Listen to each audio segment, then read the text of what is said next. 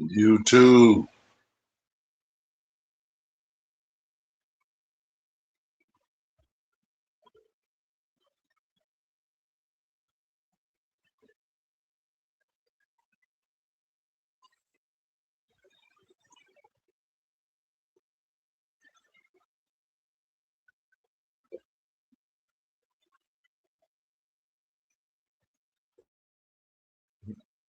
What's going on, YouTube? YouTube, good morning, good morning, good morning.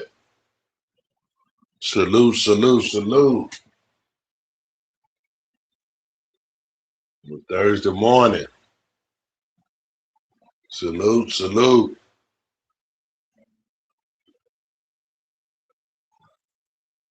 Salute, salute.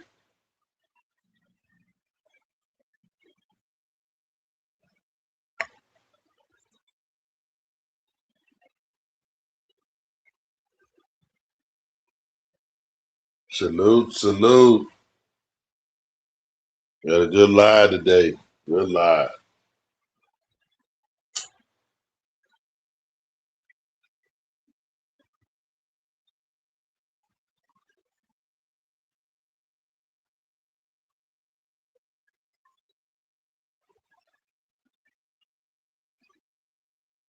Salute.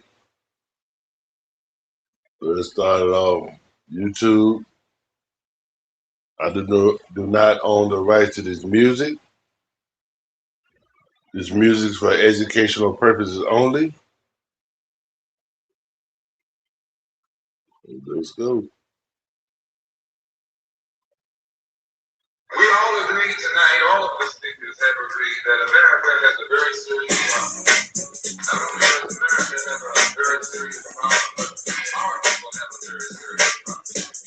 America's problem is self-destruction. Self-destruction.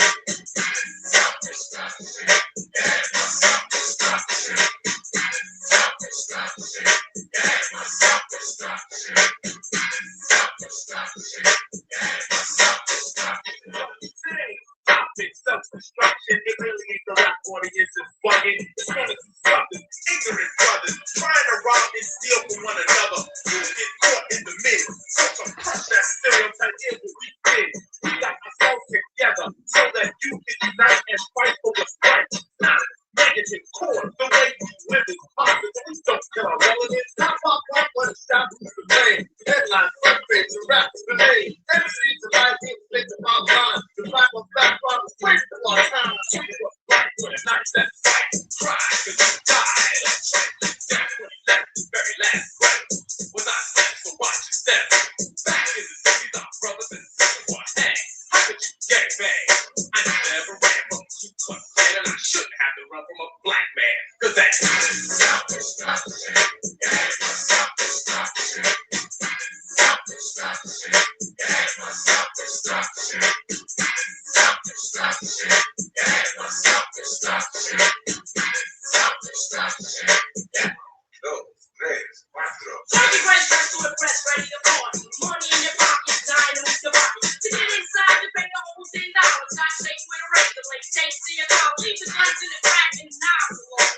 MC lights on the microphone. One rushing and pushing, stacking and taxing. I can't understand why brothers don't be maxing. There's only one Cisco, close one more. You ain't going to door. So what you got a gun for? Do you rob the rich and give to the poor? Yo, daddy. Who's in the middle of this spectrum of the mouth? Why daddy? Yo, this crime end up in jail. They gotta go. Cause you do crime and get paid today. And tomorrow you're behind bars in the worst way. From your family. Cause you locked away. Now tell me, do you really think crime pays on taking what the drugs I had? You talking all that jazz. It's time to stand together in a unity. Cause if not, then you'll win soon to be destroyed. Unemployed. See rap race will be lost without a trace. All of you, but what to do is stop the violence and fix the science. Down the road that we call eternity. Where knowledge is formed and you learn to be self-sufficient, independent. To teach the east is what rap intended, but the science wants to invade. So do not walk this path that they laid. It's self-destruction. Yeah, it's self-destruction. Self-destruction. These nights, break it down like this. Children growing when they're producing, let them go work, it's understand.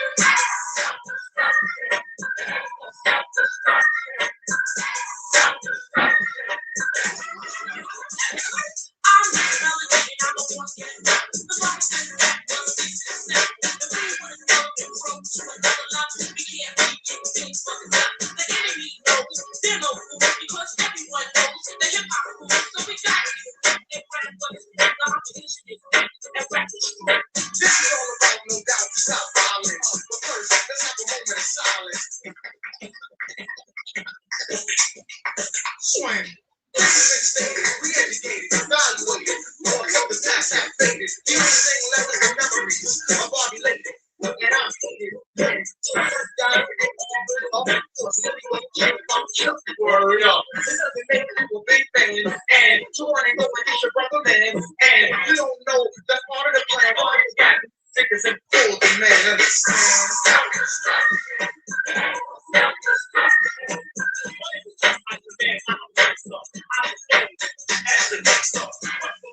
That is no fun. The time is now to unite everyone. You don't have to be soft to be for peace. Rather than killing and burning in police. You don't have to be changed by the beast. But what people is time I release. Don't hate situations. Idiocy, nonsense, violence. Very good policy, therefore. Nothing more. Fighting, nothing. Not just at the torso, there be no bump rushing. We get together, but we're falling apart. I heard a brother shot another. It broke my heart. I don't understand the difficulty, people. Love your brother. Treat him as an equal. They call us animals. I don't agree with them. I'm moving wrong. But right is what you're proving them. Take keys before sleeping with the sand. Oh, hurry on the knees. Deep in the heart of the man. The self-destruction is served on the planet. Making a day, not failing to anticipate. They got dreams, so they fell for the mate. That makes them a victim. Fix their front. Luke Jack in jail because the best devil got. It's no one a rock is in jail, you're a number. They never took the time to wonder about it. Self-destruction. Yeah, it was self-destruction. Self-destruction. Yeah, it was self-destruction. Let's research the word we live for the love of our people, the hope they get along. Get the point to our brothers and sisters who don't know the time. So we gonna ride. Your head, you know it's time for building and collect ourselves with Israelites. To evolve for self-respect. So we got to keep ourselves in check. What's up, YouTube? What's up, YouTube? Good morning, everybody. Good morning, everybody. Hey, I got a good live for you guys today. I've been going over a few massacre race riots that went on here in the United States. I had gave you about the Chicago race riot, which happened in 1919. Now, mind you, 1919, that was one of the brutal years for race riots. They called that year, that summer, the Red Summer, because, you know, during that summer, it was a lot of blood shed during that summer. There was a lot of race riots that was happening during that summer. Now, this is what I'm bringing to you today. This happened the same summer. This happened at the end of the summer of 1919. This happened in Knoxville, Tennessee. Now, this was a race riot, of course, but the reason of why this race riot happened is similar to other ones, but the outcome is totally different, which you will see as we go over this tape. But yeah, but all of it came to the same conclusion. You know, came to the same reason for why it happened. But this is hold on. This is from Knoxville Red Summer, the riot of 1919.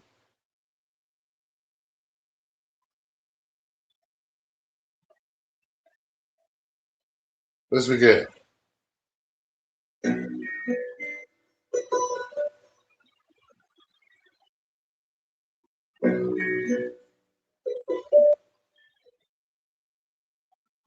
Knoxville had been growing really since 1870. After the Civil War, freed slaves had come in from the countryside looking for a new life. So had rural whites. There's a post-war population explosion. And Knoxville takes off briefly as a poster child for the New South.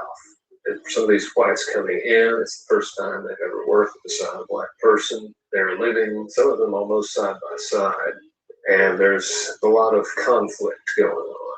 Even though the city leadership tries to turn a blind eye to it, it's there.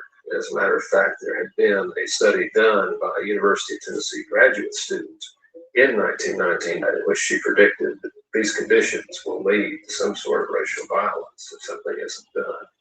Knoxville was a stage city where race relations were pretty good. Black people knew their place and stayed in it. And I think we had a white paternalistic society that left black people to their own devices as long as they didn't create a lot of trouble. To me, it was interesting how the local newspapers described the black community. For example, the corner behind in Central was a place where there were a number of black establishments, where there were grocery stores, or taxi cab companies, or shoe shine parlors. That area was described as Little Harlem. And of course, that's kind of a compliment because Harlem was a very thriving place in New York City, and to be compared to that, I think had to be received as a compliment. Well, 1919 was a very volatile year all across the country. It was certainly just after the end of World War One, and there were a number of black men coming back to this country, having fought overseas, and they were coming back into a racial situation that they just couldn't appreciate because they had had some measure of freedom and dignity overseas, but had to come back to this country and suffer from racial indignities. And consequently, there were a number of race riots throughout the country. My memory tells me that there were at least 25 of them across the United States. And James Weldon Johnson, who was head of the NAACP, termed it the Red Summer because in many cases some of the streets literally ran with red with blood.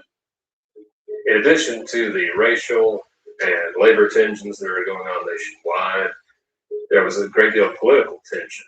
Mayor John E. McMillan was up for re-election. One of the reasons that the mayor was controversial at that time was his progressive attitude towards race relations. He had been elected largely with black votes. He had made an address to the black business leaders denouncing the riots elsewhere, he had denounced lynching, and had said that he personally intended to make sure that nothing like that could ever happen in Knoxville. There had been threats against black voters, warning that black voters should stay home on election day. Threatening posters had been posted around town. The mayor had a lot of black campaign workers, one of them being Maurice Mays. Maurice Mays had spent that entire day campaigning for the mayor, handing out campaign flyers and poll tax receipts. In those days, Tennessee has a poll tax. You have to pay the poll tax in order to vote. But if someone pays the poll tax for you and you have a receipt, that's perfectly fine. And he had been handing out poll tax receipts all day to black voters with the understanding that they would vote for John E. McMillan. Maurice Mays was rumored to be the illegitimate son of the mayor, John E. McMillan. And according to members of McMillan's family, it was acknowledged as true. His mother had been a young maid who left Knoxville shortly after his birth. He was about 6 months old when he was adopted by William and Frances Mays. Maurice Mays. Now Mays, he's a black man. But his father was white. His father was white. So, typical white man, sleep with the maid, have a child, typical things that was going on, but the story get interesting. Let's continue. He was a black fellow who was very handsome, who liked white women, and white women liked him, and certainly 1919 was not the year to have these kinds of relationships. Now he was like, I don't know if you guys know the boxer Johnson. You know, they kicked him out the United States because he liked white women. See, this is the same with this guy.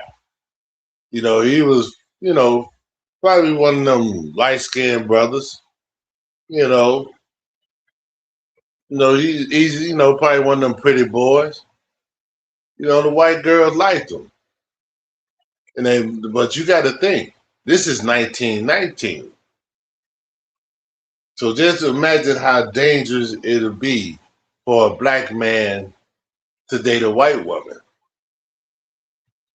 That was taboo. Let's tell you.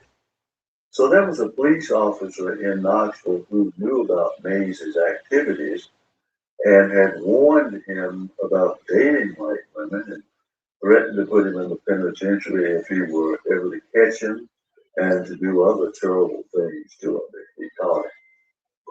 A white woman by the name of Bertie Lindsay wound up murdered. The 27-year-old Bertie Lindsay was born Bertie Smith in Lee County, Virginia. In 1916, she married Daniel P. Lindsay, a carpenter from Dandridge, Tennessee, and worked at the Standard Knitting Mill. Her bedroom assault and murder at 1612 8th Avenue in North Knoxville was witnessed by her younger cousin, Ora Smith. Well, the policeman who hated Mays was investigating the case, and he said, I know exactly who that murderer was. So they went to Mays's house and rousted him out of bed and took him to the scene of the crime, put him under a dimly lit street lamp, and the woman identified him as the murderer. This woman had been sleeping in the bed with her cousin who was murdered, who said that it was a black man who committed the crime and identified Mays as the murderer. And he said, that couldn't be. I've never been in this neighborhood before. I don't know anybody here. Mays was taken to the Knox County Jail. Mayor McMillan had gotten him out of trouble early on when he was about 17 years old. So people thought that McMillan would get him out of this. He's already expressing fears to the sheriff. It's not safe, that they're going to try to lynch him. There was apparently a brief mention in the morning paper, the Knoxville Journal, the Tribune, to the effect that a white woman had been killed and a black man arrested. It's not entirely clear what it was. It's apparently probably a one-page extra. That has not survived. Word gets around very quickly.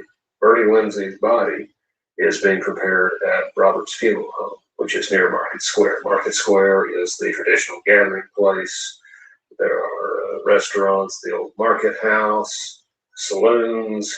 By mid-morning, people are already beginning to come to the funeral home, passing through and staying at Market Square to congregate. It's Saturday. Now, in those days, typically businesses worked half day on Saturday. So around noon, everybody starts to get off work. It's Labor Day weekend. Some people immediately start getting watered down for the weekend. Around the same time, the afternoon paper, the Knoxville Sentinel, hits the street. Now, we don't know exactly what that day's edition said because, again, no copies of that have survived. Apparently, there were some inflammatory statements in the articles that there was at least a picture of Bertie Lindsay and apparently some sort of a headline that was sensational. Again, we don't know exactly what that was. Not too long after the paper hits the street, the sheriff begins noticing that things are definitely starting to turn ugly and it's time to do something. When word got out that he was the murderer of a white woman, a mob formed. Now, this was very unusual for Knoxville. Mobs just didn't form in Knoxville to string anybody up. In fact, in all of my reading, I have yet to find where somebody has been lynched in Knox County. I mean, the sheriff did a lot of legal lynchings, but this never happened. The sheriff knew the mob was coming and devised a plan to take Mays to safety. He borrows one of his wife's dresses. They dress Maurice Mays up, sneak him out, take him by car down to Concord, slip him aboard the train there and out of town. Now, meanwhile, back at the jail, the crowd keeps forming. In an effort to get the crowd to disperse, the chief deputy, Carol Cate, agrees to let a committee of men come through and inspect the jail. We'll show you he's not here. So they take them through, take them all around. They come out and they say, well, we can't find it. Well, the crowd's not satisfied. So we put together another committee, bring them through, and then a third, and then a fourth, at which point some people in the crowd start shouting, we're just going to follow them in and see for ourselves. Then they slam the doors. In between the searches, Jeff Claiborne, one of the ringleaders, has made his way up to Market Square.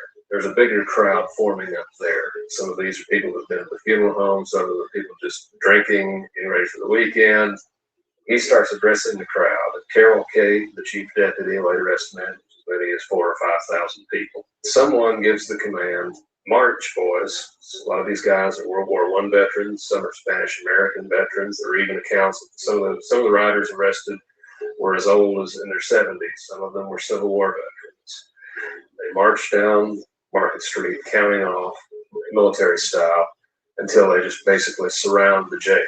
They refuse the final offer to search. And at that point, they tear down a telephone pole, start using that as a battering ram. The main doors hold. There's a side door that proves to be a little bit weaker. And finally use dynamite to blast their way in. Once they're inside, it's a free-for-all. Most of the deputies basically give up, stand back. They know they're outnumbered. They turn all the prisoners loose. Interestingly, they leave black prisoners untouched. They tore up the jail to the tune of $50,000. And that was a lot of money in 1919 to have to suffer that kind of damage. They drank up all the confiscated moonshine whiskey and other whiskeys that were there and got drunk and left the jail vowing to kill every black person they saw in revenge. The National Guard was summoned. By the time the soldiers do arrive, they're still outnumbered by the crowd. The adjutant general addresses the crowd, tries to reassure them that justice is going to be done. Might as well go home. That doesn't work. There's an expectation in the black community that this is going to be taken out on us. They found Maurice Mays to blame, but they're going to blame all of us. But the black community was aware of this, and men who were in gun clubs and who were hunters decided to meet the mob head on. So there were a number of men returning from World War I, and they just said, we're not going to take this anymore. Now, see, the difference that I had said earlier in this one is that these black people in Knoxville, they stood up. See, most of the guys who fought in the war, they stood up. They stood up for their community because they knew by this happening that this mob was going to come and terrorize their community. So these guys decided to step up. They say, hey, you come, hey, you gonna get the same force that you give us. The same energy we gonna give y'all that y'all give us. We gonna give y'all the same energy. See, that's kind of different from the other massacres where these like these white mobs terrorize the black community and stuff. These guys actually stood up. They perhaps, before that time, bit their tongues and put up with it, swallowed deeply and put up with it, counted to 10 and put up with it. But having fought in that war, they decided we're just tired of this stuff and we're just not going to take it anymore. And I think that was the difference. When the rumor reaches the mob that black men are holding out white people at Vine Central, which was not true, there's no evidence that was happening. Mob surges up Gay Street towards Vine. The guard joins them. They later said they were restoring order. Basically, they were just siding with the blacks. The mob starts breaking into stores all along Gay Street and the surrounding streets, stealing guns, knives, baseball bats, any type of weapon they can get their hands on. They surge out toward Vine Street. The whites are basically amassed up here at Vine and Gay. Down at Vine and Central, in the black community, they have made siege preparations. They've shot out the street lights. There are reports that there was furniture, box crates, that sort of thing, stacked in the streets to create barricades. And it becomes a standoff at that point. National Guard has their machine guns. They bring them in on the back of a truck. They set one up near Vine and Gay. They set them up on each side of the street. They crossfire. The guys manning them are not experienced machine gunners. A lot of them are mostly kids. Some of them are as young as 15, 16 years old. Most of them have not been in battle. There was one lieutenant who tried to make his way down to the corner of Vine and Central to scout out what was going on. He gets wounded by fire from the black side, staggers out into the street. Someone in the mob screams, "Let him have it." And at that point, one of the machine gunners panics and basically just starts spraying the street with bullets. He's caught in the crossfire and almost literally sawn in half. And it takes several minutes for the officers to get the machine gun crew back under control. The main fighting near Vine and Central lasts for several hours, at least up into the morning of the following day. There was fighting all along Central Avenue, which was essentially at the border of the black community. People were fighting on the bridges. There are accounts of the black men trying to literally charge the machine gun masts, World War I over the top style, and being mown down. At some point during the battle, it starts to rain. The general description from both sides was that Vine Avenue was a river of blood. The real toll is probably never going to be known. The official count was first 5, then 2. One casualty being Lieutenant Payne, the other being Joe Etter, a black Spanish-American veteran storekeeper who was acknowledged as one of the leaders on the black side. How many more? There are all kinds of accounts. Every time I hear the story, somebody has added something to it, and it gets so ridiculous. For example, I heard from somebody else that when they were building the city-county building, that they unearthed this mass grave, and somebody said it was from bodies from the race riot of 1919. I've heard that. And I've heard so many stories about it that really just don't add up. And so the more people hear about it 20th hand, the more the story is embellished. Knoxville is under basically martial law for the next few days, pretty much through the Labor Day weekend. Mayor authorizes special deputies, dozens of people deputized, issued guns and asked to basically patrol their communities. There's some question as to how much order the special deputies actually kept and how much disorder they actually started. There were rumors of, in white communities, of invasions by roaming bands of armed black men. Same thing happened in the black community, accounts of roving bands of white men running around. The phone rang off the hook at the police department for the next few days with reports of all these things, and the majority of it was not true. Most of the guns taken during the break-ins on Gay Street never came back. The owners went so far as to run huge ads in the newspaper saying, "Please return our guns and you won't be prosecuted, no questions asked." But they never got it back. There was a trial. Shit, I wouldn't have. Shit, would you expect them people to steal them guns and bring them back after they stole them? Hell no.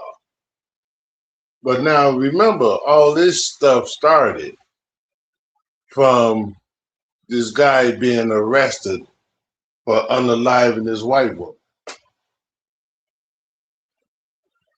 The race riot, all that, all this is happening because of that. Because that mob was coming to get that prisoner.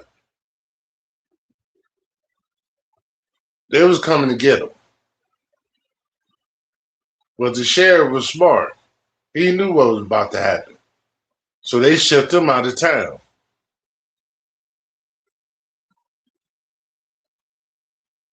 And all this started happening. Well, wait. It's about to get interesting. There was actually more than one trial. There was a mass indictment. There were 55 men and women, all of them white, ultimately arrested and charged with some role in the riot. All but 5 were acquitted. Charges against 3 were dropped before it ever got to the jury. The jury deadlocked on 2 men. Neither served more than a year's jail time. Maurice Mays is brought back to Knoxville. He was given a fairly sizable defense team of court-appointed lawyers. Chief counsel was Reuben Cates. There was William Yardley assisting. He also had two other lawyers, but Cates was the chief counsel. Prosecution was handled by the local district attorney, Rufus Minot. Within about a month or so of the riot, the jury deliberated about 18 minutes before finding him guilty of murder. The defense at the first trial made the effort to introduce testimony from some white women who were willing to testify that they had been assaulted in the same fashion as Bertie Lindsay and Ora Smith after Maurice Mays' arrest. The judge refused to allow that. That number would increase in later years. The attacks on women continued long after his arrest. Maurice Mays could handle the English language very well. And in fact, when he was in prison, he wrote a number of letters to people across the country asking for support. He wrote poetry. There were people like James D. Beck in Knoxville, a prominent black person, who asked for help from the National NAACP to help them raise funds to help Mays with his defense. The NAACP had problems all across the country because there were at least 25 cities in turmoil with these race riots. And of course, there were other problems that the NAACP was concerned with. There were many, many lynchings in the United States that they were concerned with. So they just didn't have the money to share, even though there were a number of appeals from Knoxville to help the situation. But what intrigues me more than that is that there were prominent black men in Knoxville who had money, who could have contributed to the cause, but they did not. And I don't know whether they were intimidated, whether they thought there would be repercussions if they contributed to the cause. And the pastor at Mount Zion Baptist Church, who was heading up the fundraiser, that he didn't understand it either. He said, there are these people of mean, but they are as silent as clams. He's tried once, he's convicted. The judge gives the verdict his hearty approval and sentences Maurice Mays to death. By the second trial in 1921, the number of women who are willing to testify that they've been attacked in the same manner after Mays' arrest has increased to 15. And that includes one woman who says that the man stuck a gun in her face and said, "Lay still or I'll kill you like I did that Lindsay one." Again, the judge refuses to allow that testimony. Again, he's convicted. Again, the defense appeals. This time they're turned down. The case goes before the governor. Governor Taylor, won't you please come out to the prison to see me? I am eager and very anxious to explain to you personally some valuable information that you should certainly know. Please, allow me to urgently beg for your presence. Humbly yours, Maurice Mays, Death Chamber. He appealed to the governor and everybody else. The newly formed Knoxville NAACP got involved in the case and they attempted to raise money for his defense, but none of that did any good. So Mays was eventually sent to the electric chair in March of 1922. And I always say that he really wasn't electrocuted for murdering the white woman, because I want y'all to listen to this. This is what makes you think right here. Now, he said, hold on, I'll go back a little bit. He said he don't think he was killed unalive because the murdering of the white woman. Listen to why he's saying he believed why he was unalive. too. And I always say that he really wasn't electrocuted for murdering the white woman, because I never saw any evidence of that in any of the court transcripts that I read. But he went to the, which was a real taboo in 1919. So he paid with his life for that indiscretion rather than being convicted of the murder for which he was accused. There was a funeral in Knoxville, but there were people in Knoxville who didn't want the funeral here because they didn't want to stir up trouble. Finally, the pastor at Logan Temple in Zion, where his parents were members, agreed to conduct the funeral. When he got up to do the eulogy, he said, "You've all read the obituary. You know the story of the deceased. Undertaker, take charge." And that was basically the sermon at the funeral. Now, thousands of people attended. They walked past the casket, both blacks and whites.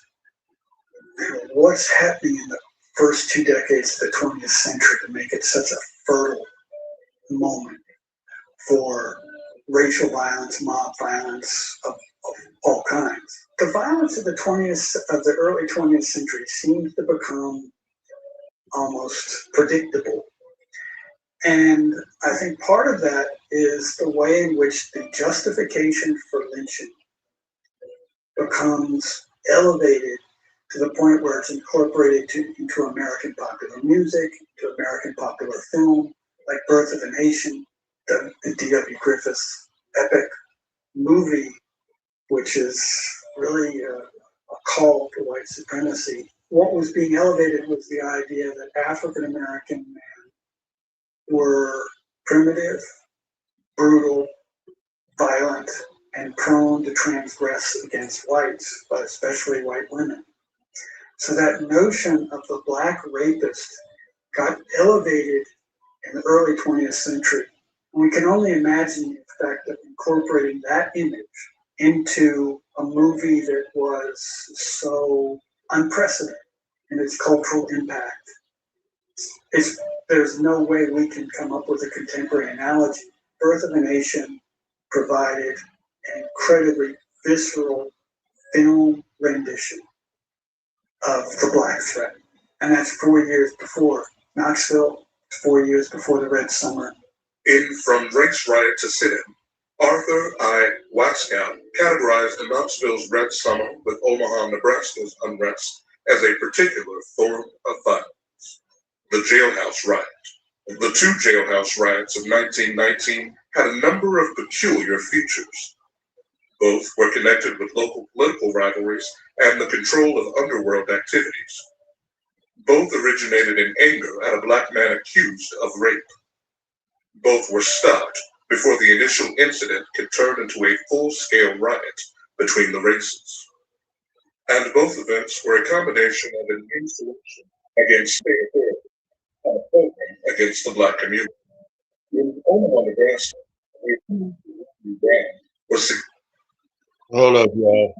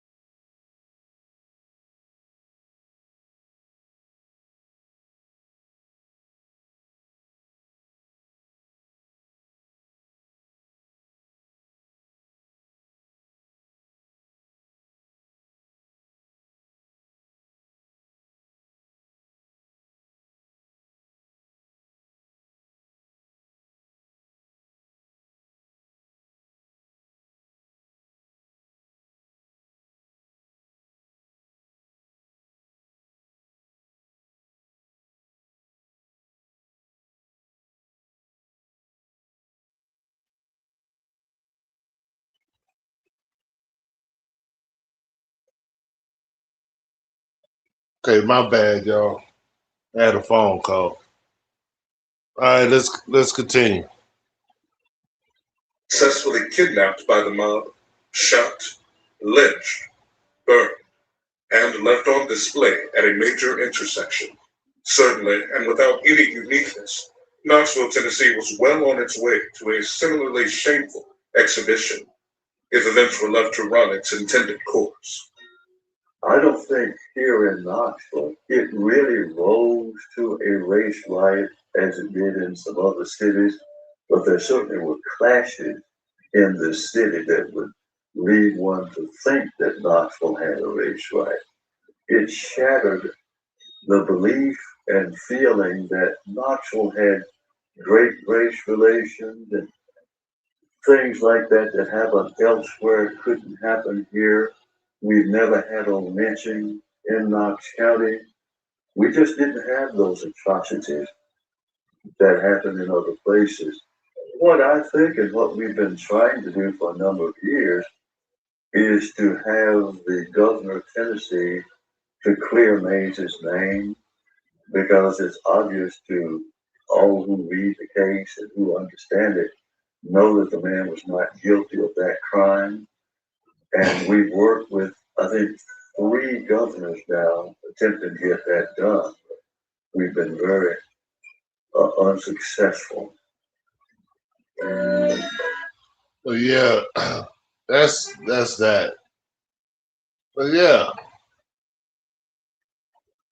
mostly all of them riots and race wars and all that stuff came from a black man being accused of assaulting or raping a white woman.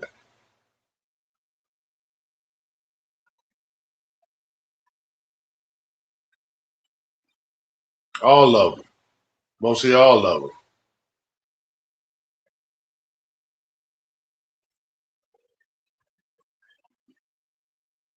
And that's a trip.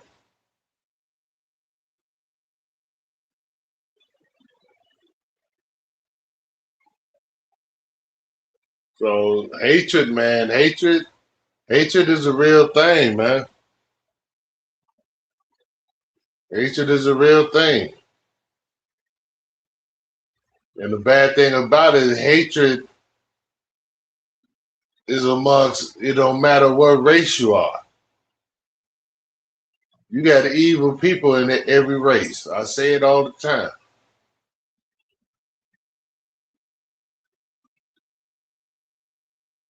I say it all the time.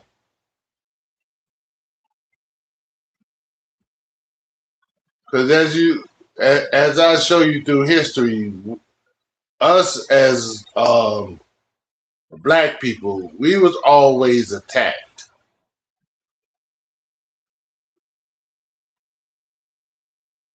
We was always victimized.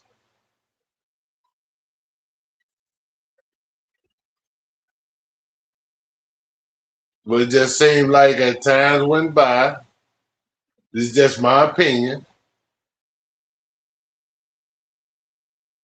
no matter what the circumstances were, we adapted that lifestyle. We do the same thing that they did to us back in history. We do the same. We terrorize each other. We unalive each other. We do the same thing.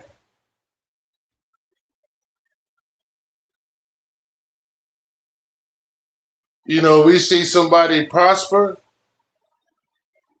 we want to tear them down. We do the same damn thing.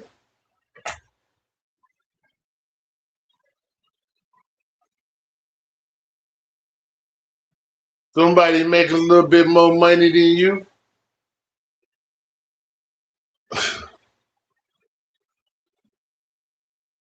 you want to tear them down.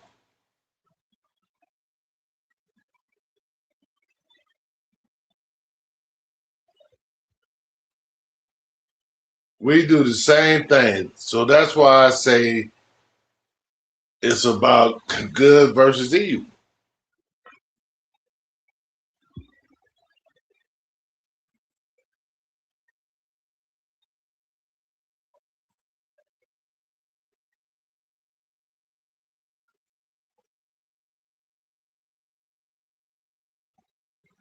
Tupac said it best.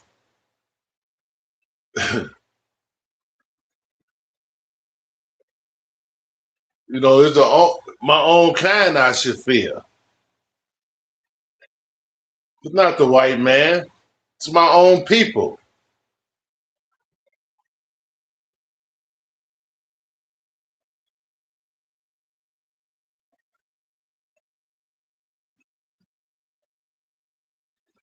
That's what we came to.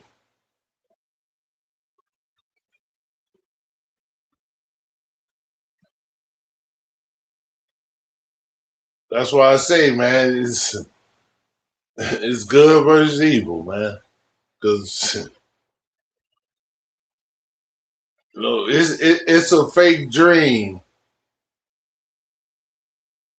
to think all the black community will come together. That's a fake dream. It sounds good.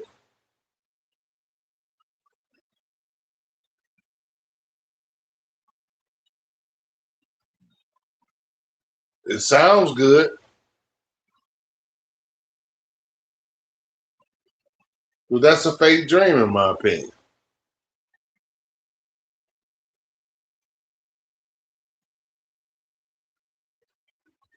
Because you can't force things on people that they don't want.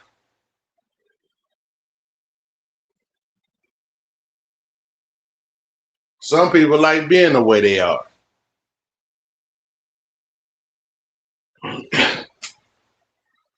Well, some people like being in the situation they're in. Some people like doing what they're doing. They don't want to change.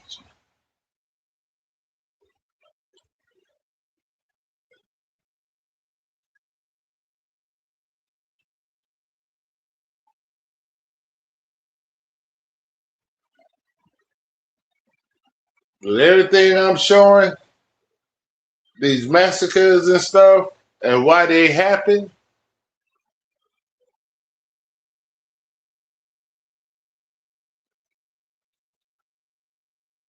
we doing it to ourselves now. We replacing them.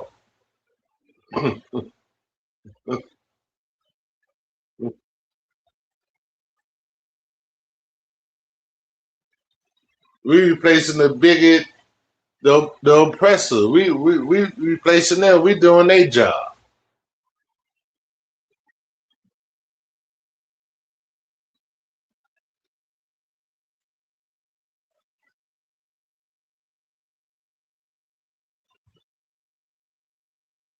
Just like the massacre in Oklahoma. Them people was too independent. It was getting just making just as much money as the whites, and they didn't like it.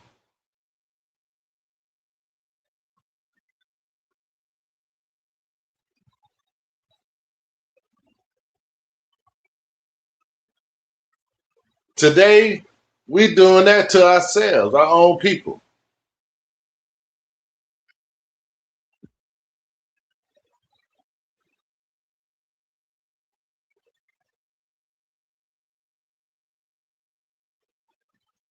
See, people might say, ooh, I don't want to watch that. Oh, I don't want to listen to this. It's a reason why I play this, why I talk about this.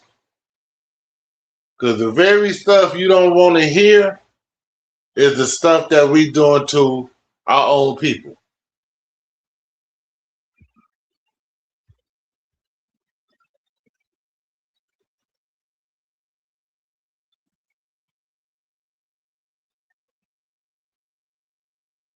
It's simple as that. It's just that simple. No other way to explain it.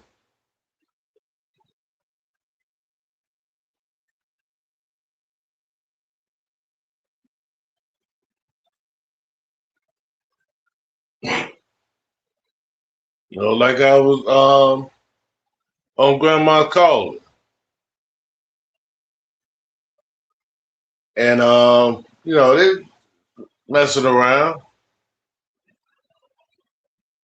and the question came out, who do you want to see fight? Just for fun.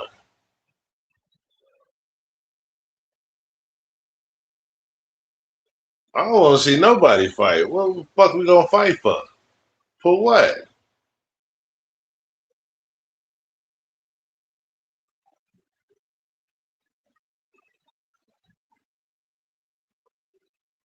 I know it was a fun question, whatever. But I don't know. It's just me.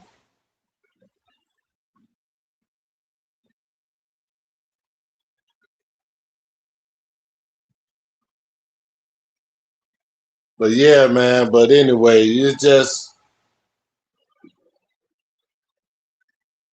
all this stuff that they did to us, man. We doing it. We adapt to their ways. We torment each other now.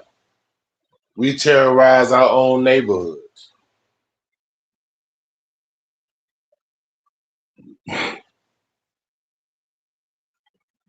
And all they doing is turning back the hands of time, getting free labor again. How? Through the penitentiary system.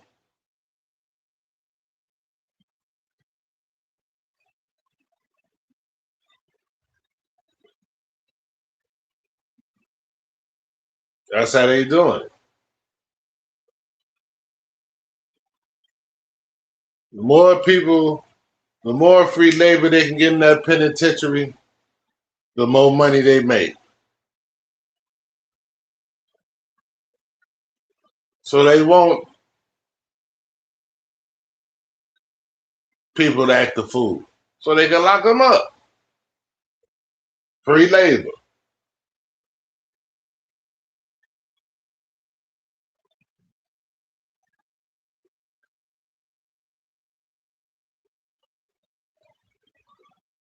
Free labor.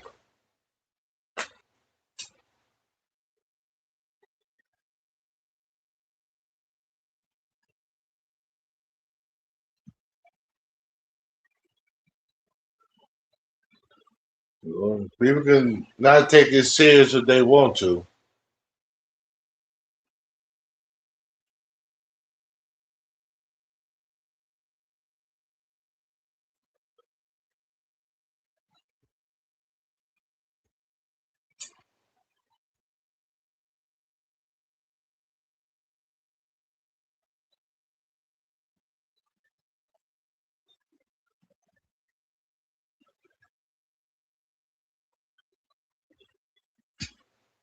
So man, phew. That's amazing. It's just I don't know. I think we just got our minds on the wrong shit. We worry about the wrong things sometimes. I think people just worry about the wrong things. They don't. They don't. People don't use. They don't use their mind. They don't use their mind.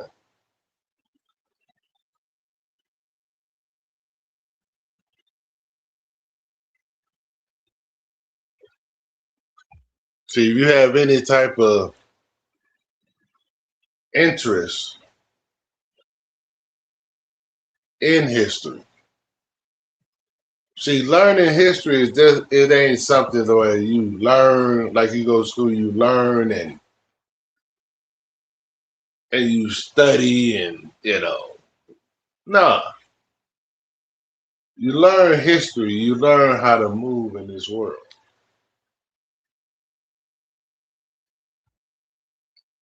Because history ain't nothing but a repeated cycle. That's why I say, when me learning history, I can see the play. I can see how we're still being used. We're still being used. We're still being played. But it's so deep now You know, some people just fell into, just like, you know, some people confess to the devil and they locked in, they with the devil. That's basically how it is now. You trying to get the one before the devil get a hold of. They're the ones you trying to catch. The ones who already sold their soul to the devil, you ain't gonna get them. Their soul's already gone. You trying to get to the one before they sell their soul. So that's why I say getting the whole community together, that's a false narrative. Because the whole black community would never come together as one. Never. Because too many people too far gone, in my opinion.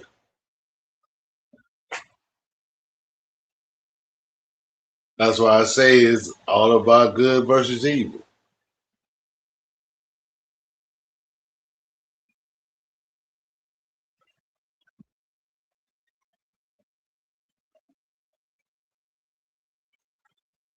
Simple as that.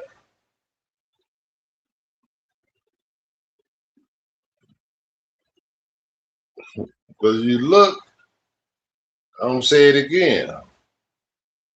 We doing the same thing as they did, and some of the reasons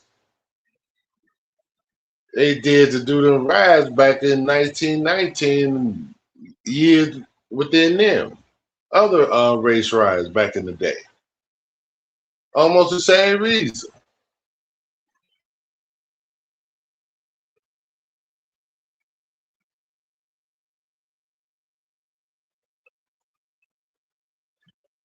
Well, that was just one race against one, you know? But now, shit, we doing it amongst each other. They don't have to do it no more.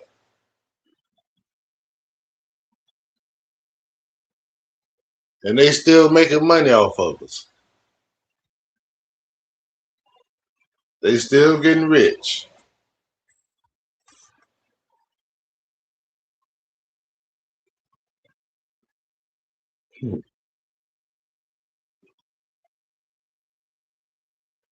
Man,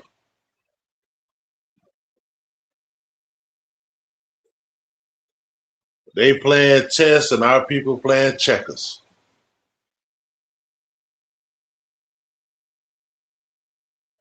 And our people still want to play checkers.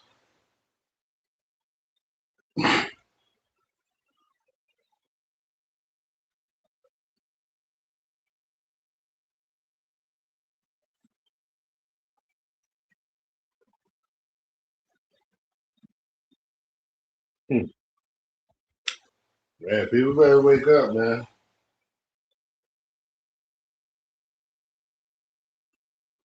It's a real game going on.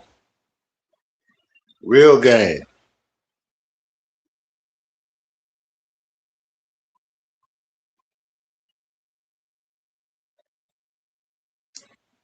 It's a real game.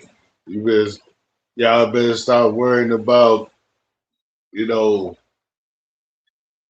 Democrats and Republicans, and y'all better start worrying about that shit.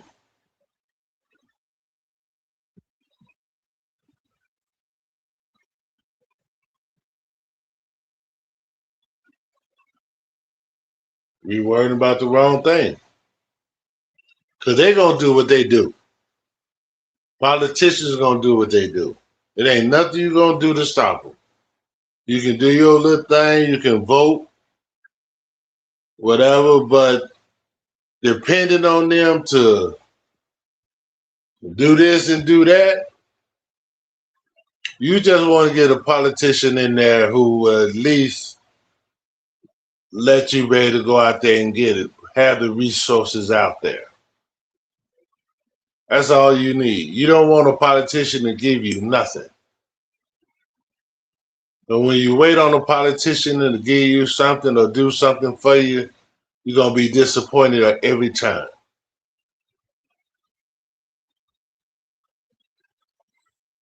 All you want a politician to have the resources out there for you. As long as the resources out there, you go get it your damn self.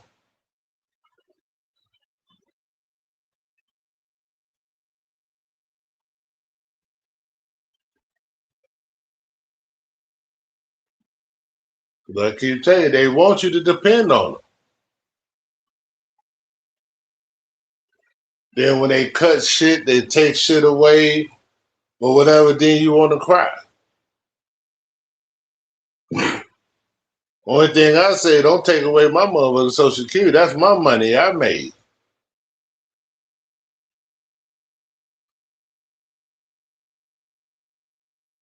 Which I don't think they ever would take it away. Because that's your money you put in the Social Security account as you work.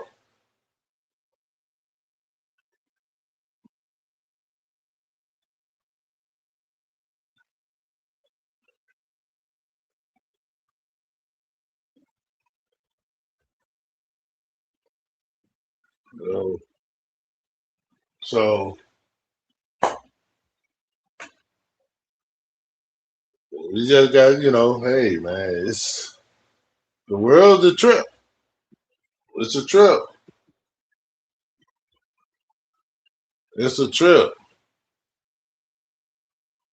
Some of you guys,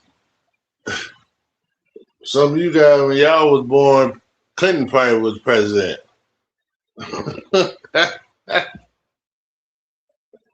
You know what I'm saying?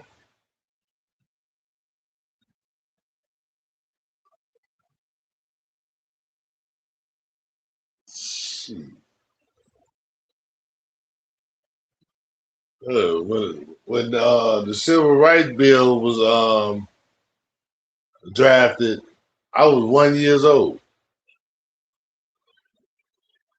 So that was Lyndon B. Johnson. From Lyndon B. Johnson all the way up here to Trump. I've been through all them presidents.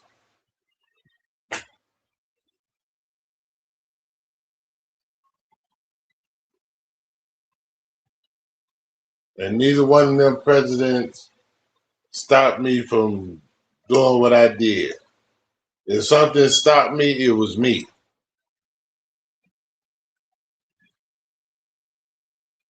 It wasn't none of them presidents.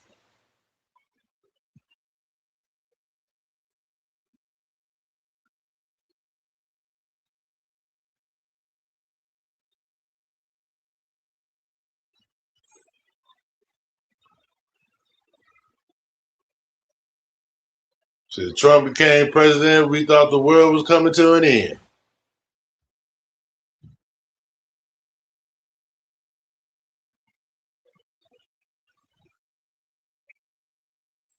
Shit, them billionaires gonna do what they gonna do.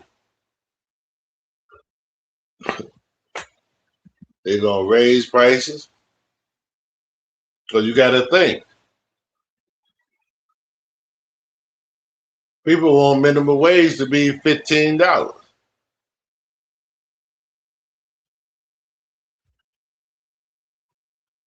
Shit, you can't keep getting no Happy Meal for $1. Shit, they gotta pay their employees too damn much.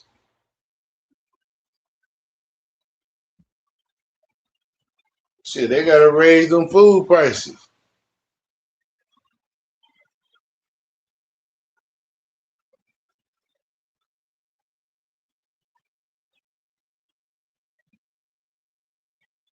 So hey, there you go.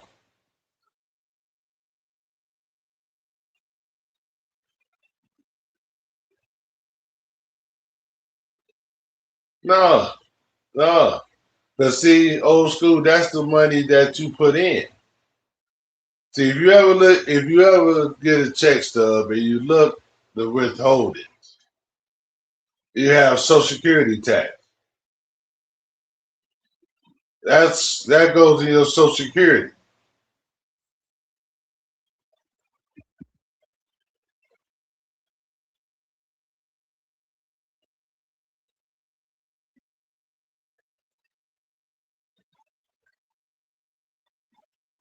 Yep. So that's it.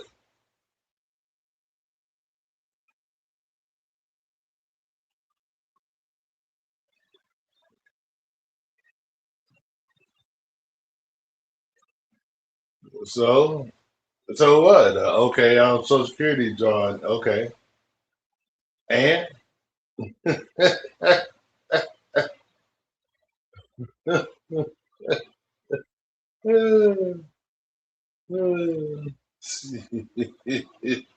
you damn right.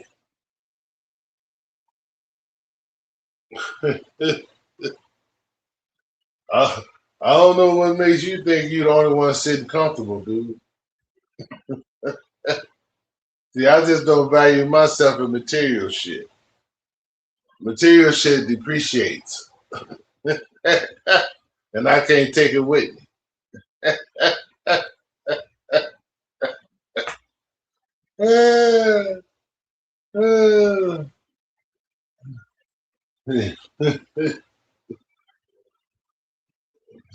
See, the devil offer valuable shit, jewels and gold and all that shit to take your soul.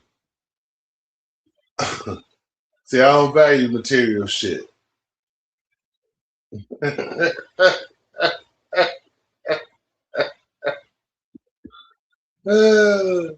All the yeah, I'm very comfortable. I'm very comfortable.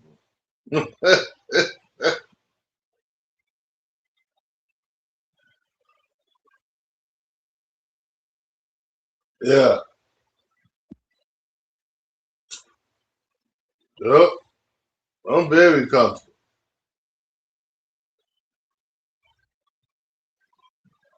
I am very comfortable. See, I ain't scary like you.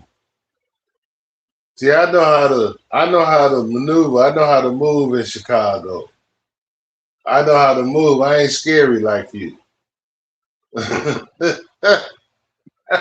And I'm respected in Chicago. See, that's the difference between me and you. You're a little scared, bum. Just enjoy your little self in Georgia. You did a good move. I know some brothers who moved down south. It's cool. It's cool.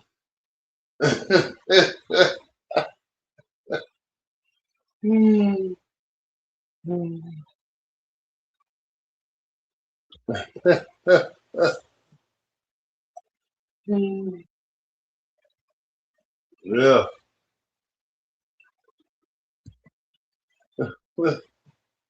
This dude here. This dude here going to send me a little damn notification. You ain't scared of Chicago. Hey man, why you gonna send a damn notification, man? You don't have to, I don't want to see that shit, man. I don't do that, man. Don't do that shit, man.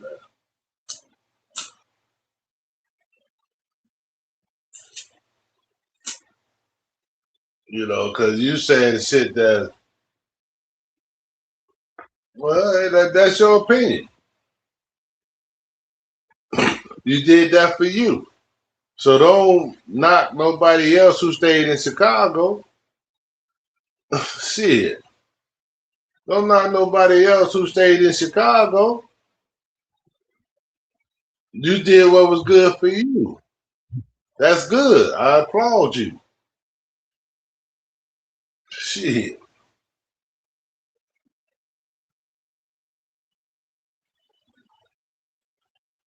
I applaud you.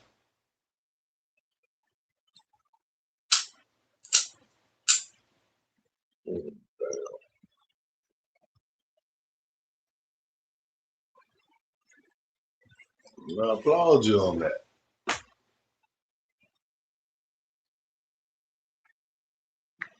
You think everybody in Chicago living ratchet, huh? Or everybody who live in Chicago ain't doing good. Dude, dude, I, I ain't gonna even say that. No. Dude, I don't even pay tax. I don't even pay property tax. I'm a senior.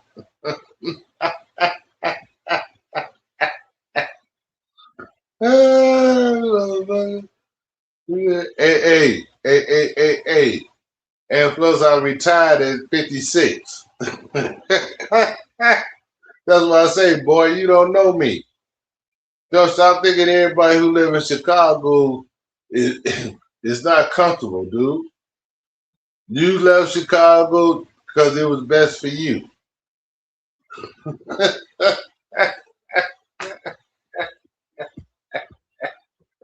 Hey, nigga, I'm good.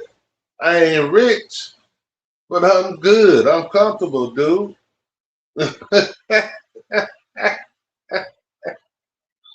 Mm, mm.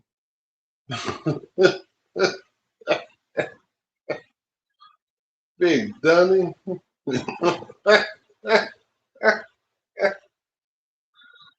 Oh shit. Oh shit. Oh shit.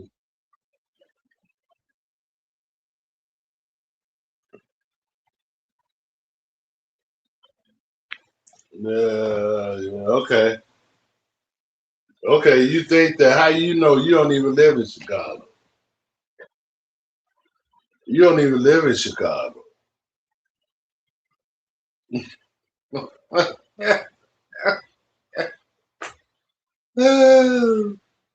You don't even live in Chicago. But one thing I can say, you gotta go through a lot of shit. But yeah, you did, yeah, yeah, yeah.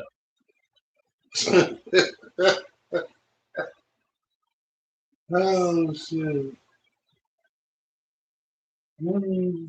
Yep.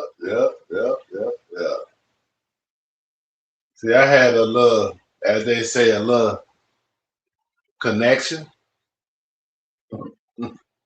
I knew somebody who knew somebody.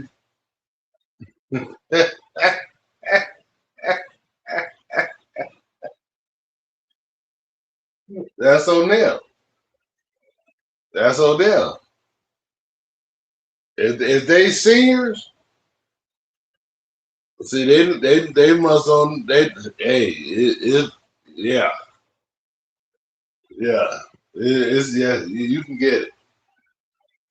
If you don't know about it, nobody ain't gonna tell you nothing about it. Hell no. They're gonna have you keep paying it.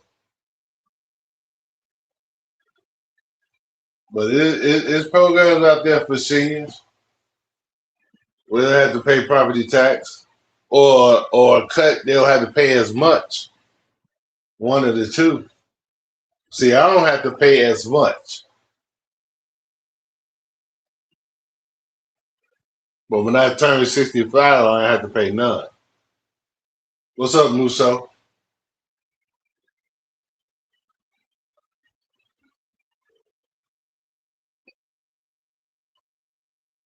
Yeah, if they over 65, they get away. They have to pay no property tax.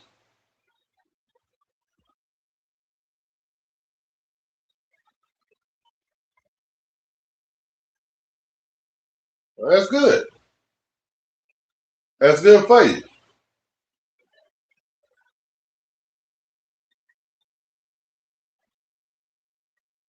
Yeah, man, that's cool, man. Yeah, hey, we got hit too.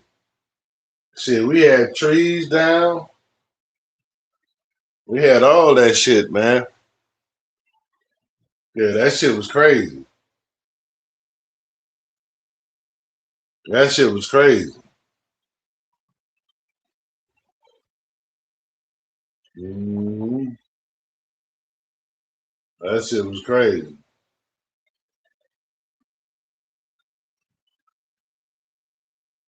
Hmm. Dude, you hey Mega Band, you married, man?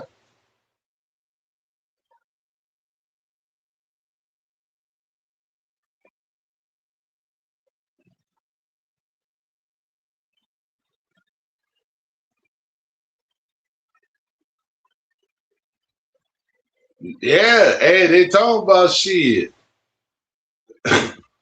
It's almost a record. I think for the I don't know if it's for the month,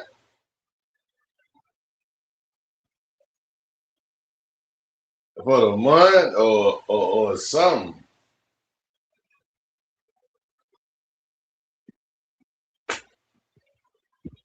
I think the record for the month or some shit, man. I'm like, damn.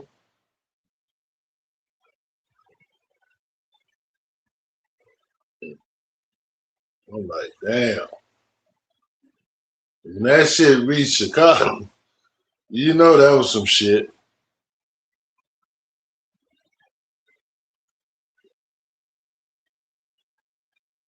Shit, that shit was crazy, man. You ain't married no more. Well, you need to go find you a girlfriend then. Go ahead and get one of them cars, man. I know you better grab somebody, man. Cause you just go on your appearance, boy. You ain't gonna get no woman. Cause you an ugly motherfucker, man. That's oh shit. Oh shit. Need to fix that grill.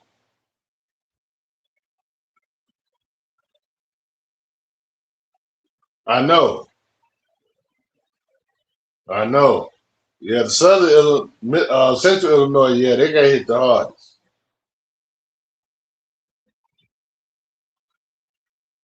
Yeah, they got hit the hardest. Yeah, man, when she left, she went back to Chicago. Stop talking about you abandoned your ass in Chicago. She left your ass and went back to Chicago.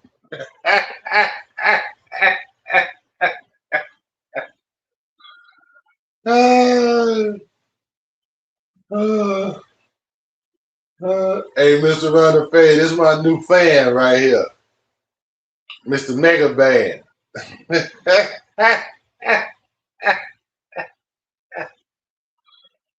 This is my new fan right here.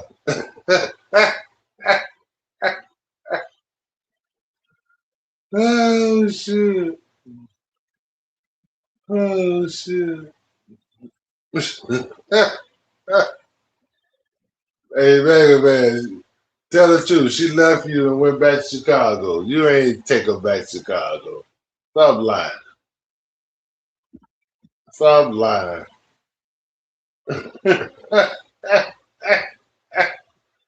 Because you just said that you ain't been to Chicago since 1986.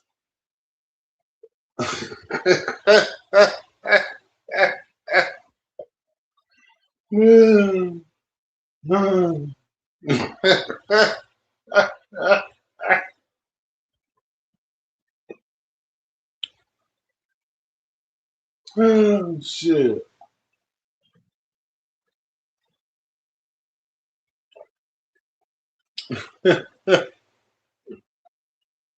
Oh, shit. I bet you leave me alone now.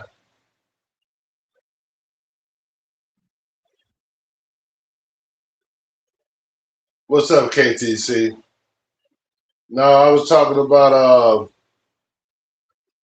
the riot in 1919 in Knoxville, Tennessee. Oh, you just not getting in here? Damn, you be messing. You must don't get up.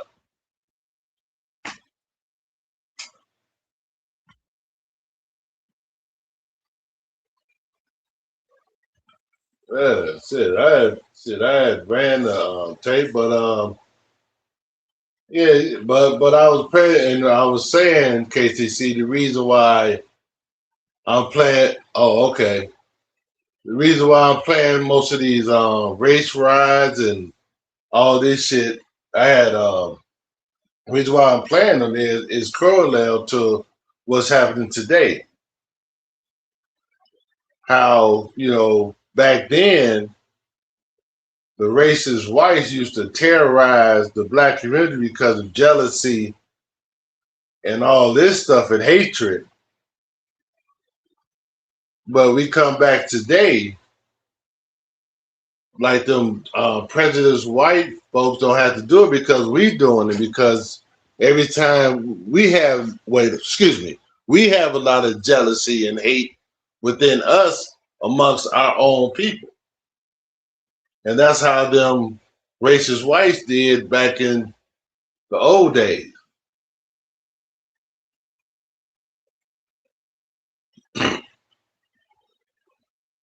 So that's basically what it was. But like I say, I was talking about the riot in Knoxville, Tennessee in 1919, and how it started with a black man who basically was known with dealing with white women, was accused of killing and unaliving another white woman. And how a mob formed, back in 1919, you hear a black man unaliving a white person or whatever, there's already race tensions, amongst the air. So, all that's, basically that was it. Basically, that was it. Yeah, so, yeah, and I was just saying, how, people like that don't even have to do that, what they used to do back then anymore, because we terrorize ourselves now. We terrorize our own neighborhoods now. We can't stand to see our fellow brother or sister rise, make money, because we get jealous of that person. All that.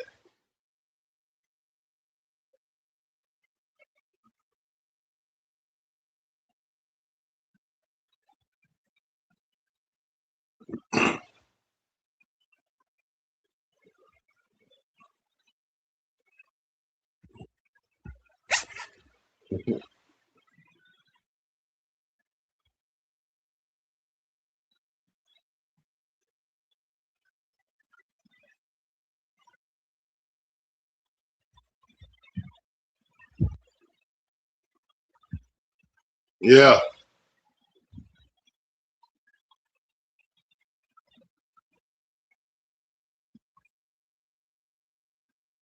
Yeah, it's crazy. It's crazy. This world is crazy, man. A lot of crazy shit.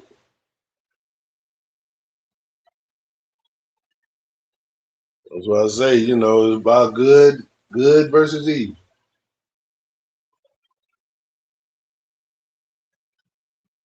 But watch.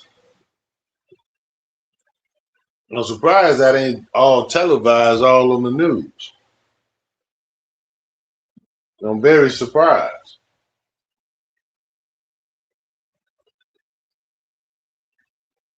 And the reason why I say that is that they'll normally televise shit like that. Police shoot somebody, unalive somebody or whatever. But it won't be as televised, like if a person unalive within the black community unalive one another, the crime in the communities and all that shit, it ain't gonna be televised like that.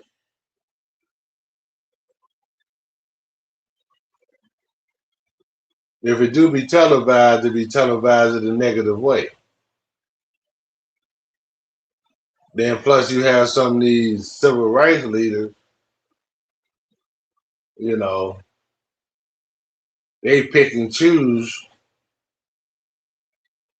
what fight they want to fight.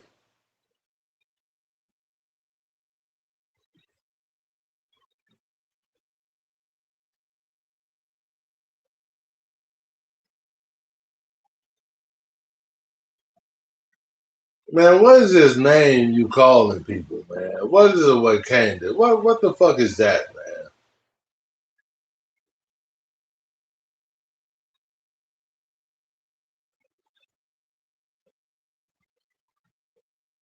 What the fuck, man? You weird as hell, man. What is that?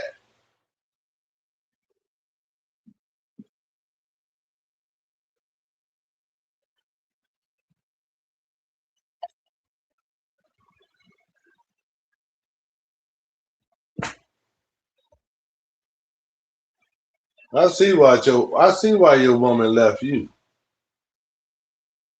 Cause you weird as hell.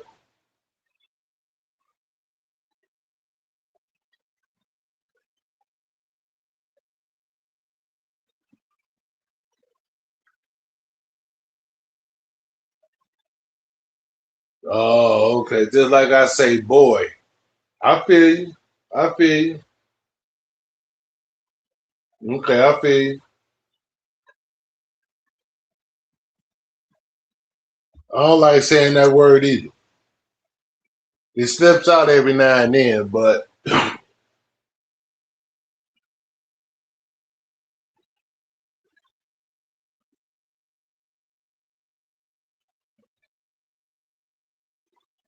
feel you on that.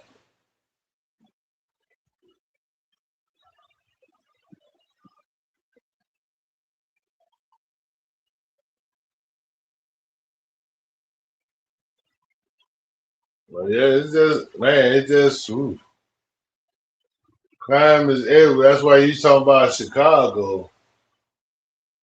Dude, this shit crazy everywhere. Everywhere. You might be in the country part, so you might be safe, but shit going on down there in Georgia.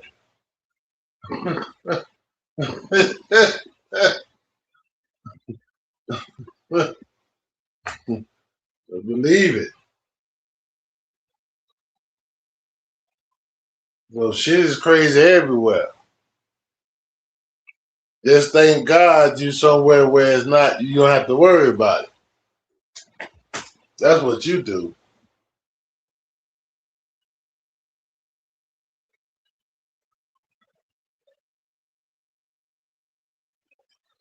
That's what you do. Shit.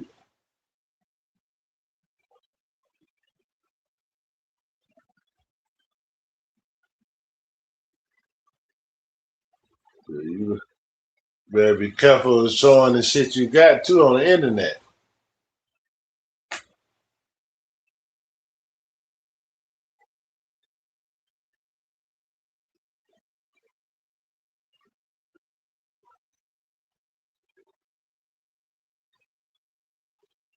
So the wrong motherfucker see that shit, boy.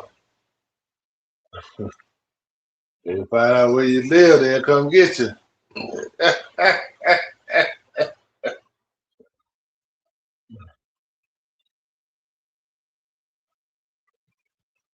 Yeah, well, I know what's going on in Georgia.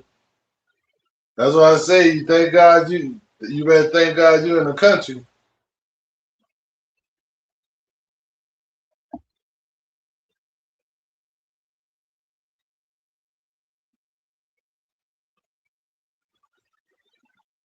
Hey, would you say you ready? You ready for him?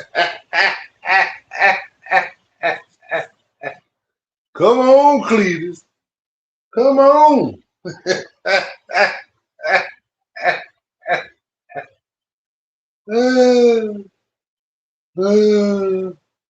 You say, come on, Cletus.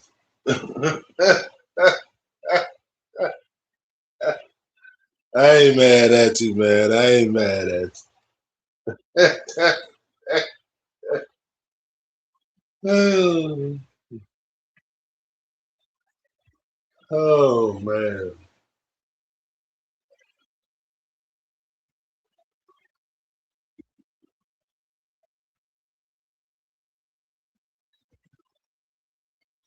Yeah, man, I ain't worried about these. That's I ain't worried about these boys up here, man. See, I do a lot of anti-violence programs, and I run this committee where we have a picnic every year in my old neighborhood. To push peace and love and togetherness, in my neighborhood. So, you know, I'm just not living here, bro. I'm not just living here, and plus I got my daughter here, so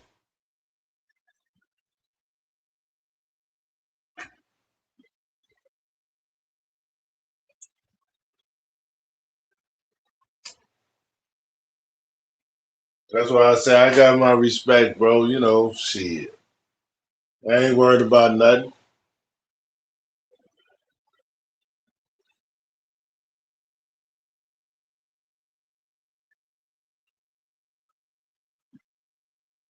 I feel I got a protective shield over me. As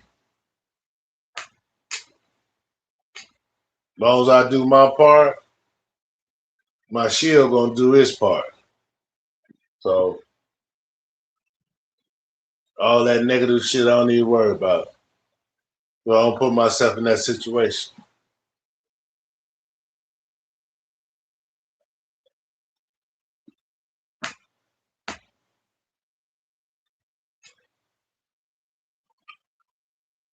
Yeah,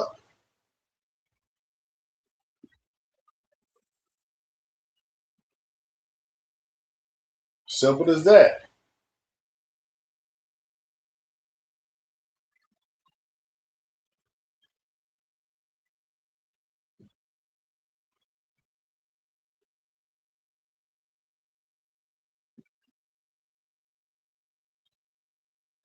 Yeah, so tomorrow is Juneteenth.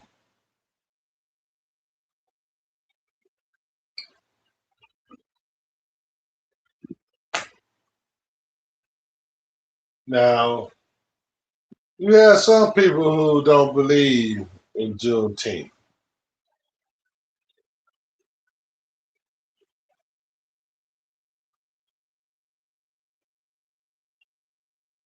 And you have some people that do.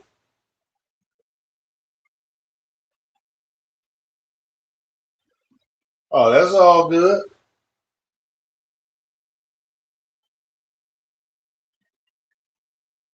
Now your daughter young and retired, huh? So you 63. If you'll be 63, what is 6 days now? 7 days now?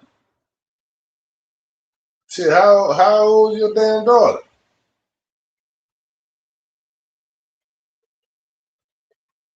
Your daughter has at least be in her 40s, I guess, huh?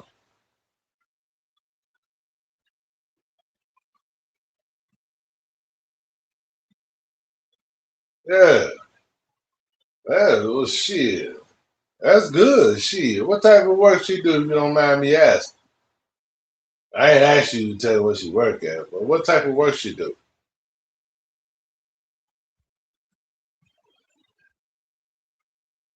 Cause the reason why I asked, my ex-wife, she retired young. She was an engineer.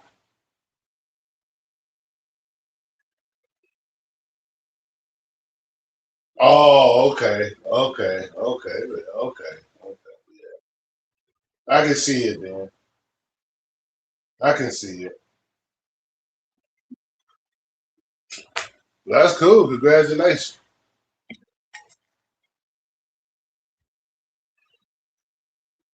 I can see it. I think my cousin was like that. She retired from the Air Force. She live out there in Virginia now. But she been living in Virginia.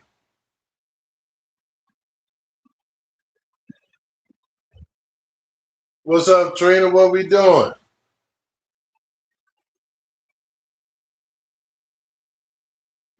What we doing, Trina?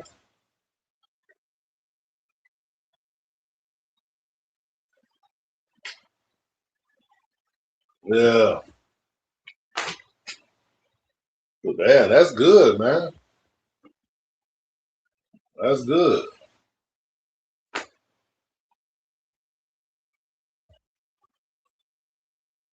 That's definitely good. Oh, happy birthday. Good shit. Okay, hey. You know what, Trina? I'm gonna do another one for you. Cause I'm feeling good right now, but since it's your birthday, you know, let's smoke some. Let's smoke some.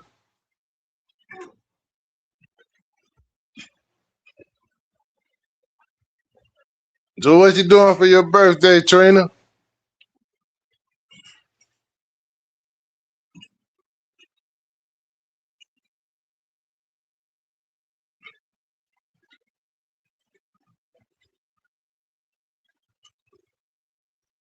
Oh, okay.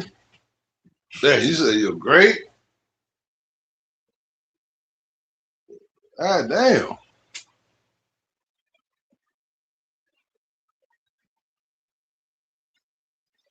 About to be a great granddaddy at 63, huh?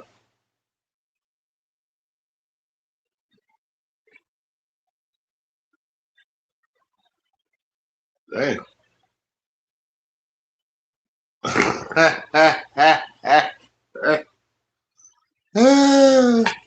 You say Trina, I already know, huh? I know that right. I know that's right.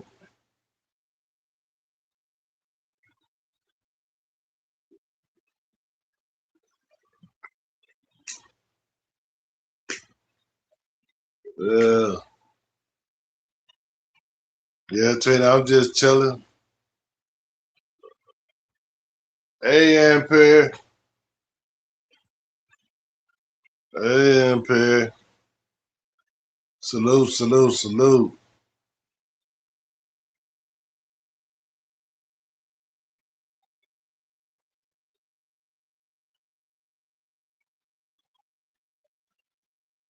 Damn,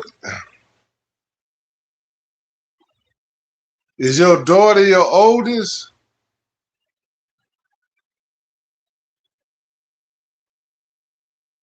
Man, your daughter the oldest?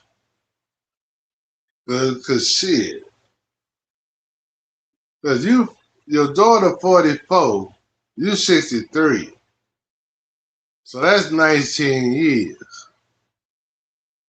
So you was 19 when you had your daughter.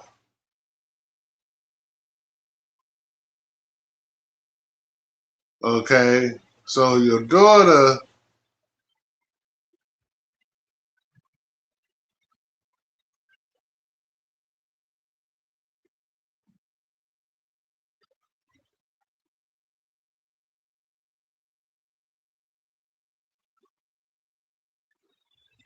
what's her name?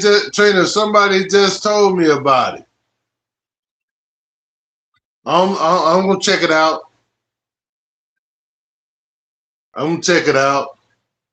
Somebody just cause I was just saying, I'm surprised, it ain't been on the airway that much.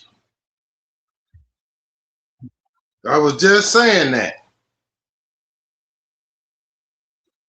But I can't remember who mentioned it. Yeah. Well, I'm look into it though. I'm look into it though.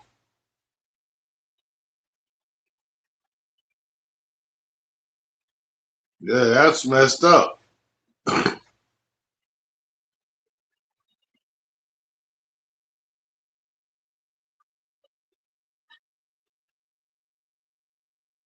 But back to Mega Band. Hey man, you say your great grandson. Okay, your daughter's 44, so okay, 19 years when you had her. So your daughter has to have a kid to be your grandson. Then your daughter kid has to have a kid, make your great grandson. Dude, something ain't adding right, Mega Man. You gotta clear that up, dude. That don't sound right, man. There's some cap somewhere going on in there. Come on, bro. Come on, bro. Too much cap. Because it don't add up. Numbers don't add up.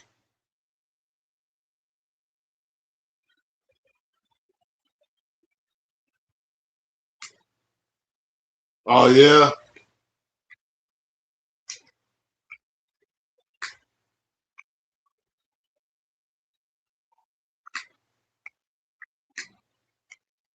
Yeah, I gotta take that out. Like I say, I'm surprised I haven't heard it on the news. What's that?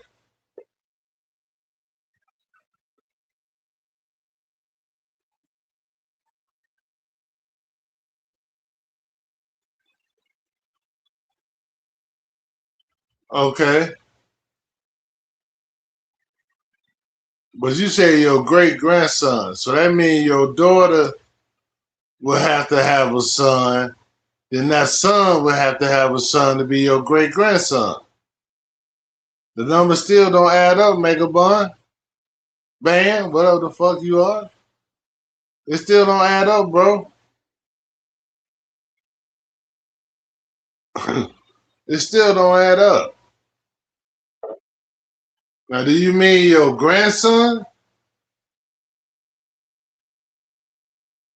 Now, you mean your grandson? Now, you say your grandson. Okay, I can see it. No, I still can't see it. Not about to go to no damn college. What's up, Smitty? Agent Smitty? Not going no damn college. You capping, dude.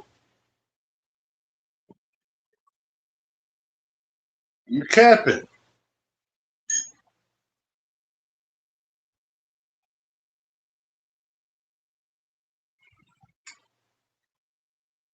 You straight up capping.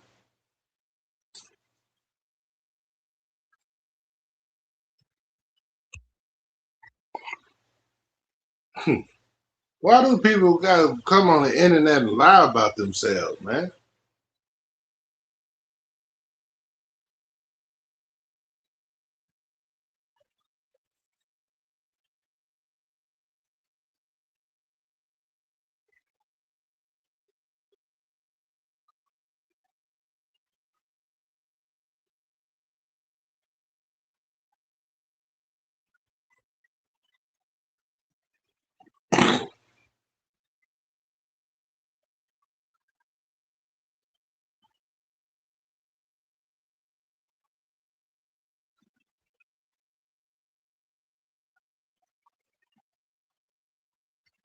Okay.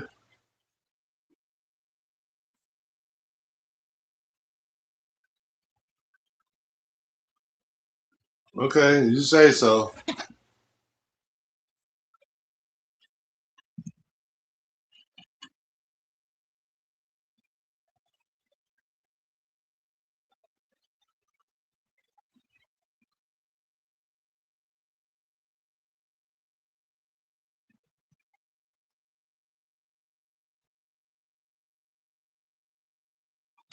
Cause Mega Band, you told me, you said my oldest grandson plans to join the Marine.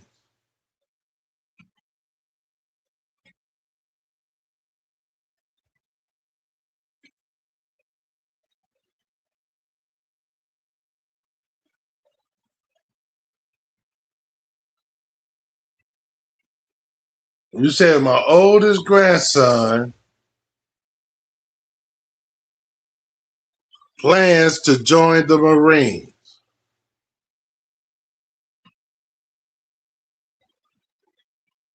That's what you typed.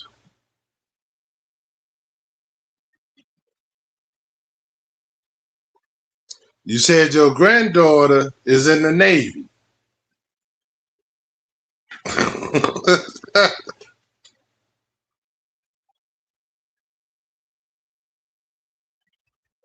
But you didn't just say that. You just said your grandkids was 21 and 8.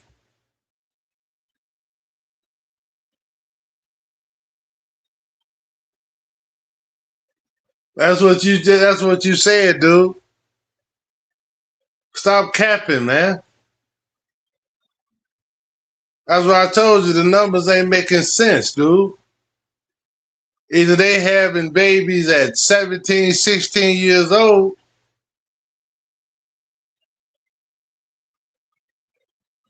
If it's like that, that's saying something about you, dude.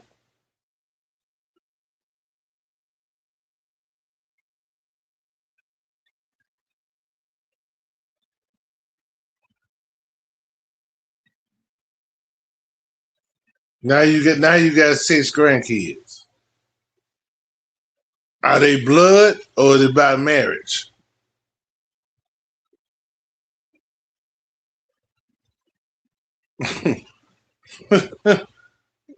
What is it?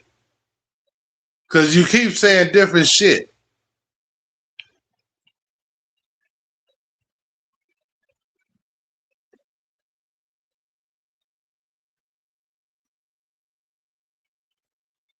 Cause you say your great grandkid is like 8 months or something.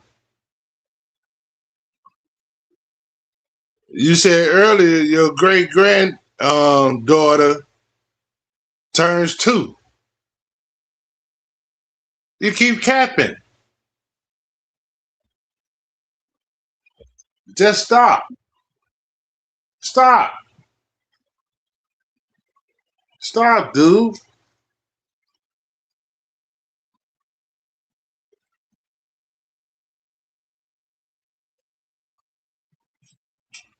Just stop it, man. You ain't got a lie to kick it. Stop.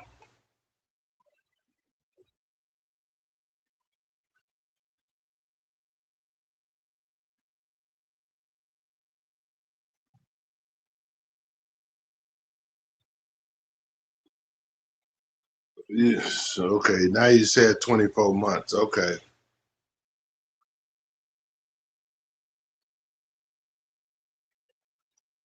The number still ain't adding up.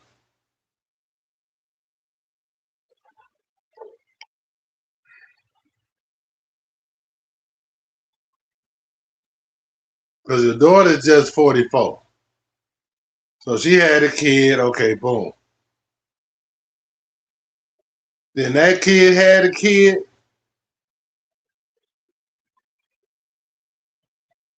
I mean, they having their kids before they turn 21.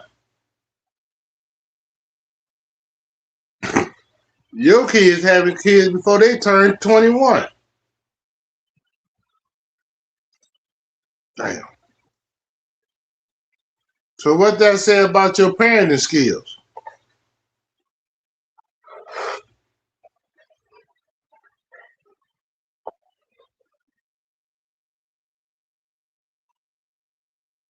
There ain't nothing I'll brag about, dude.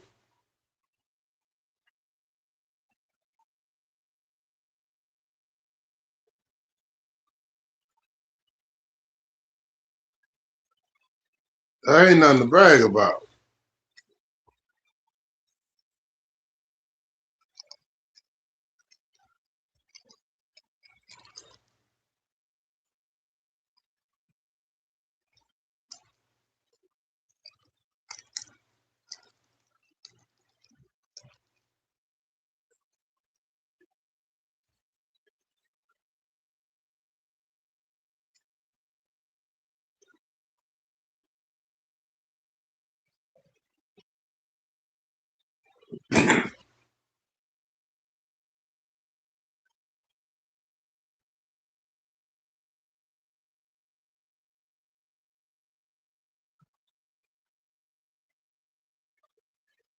That's good, bro.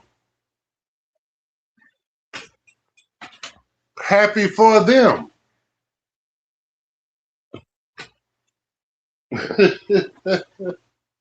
That's good.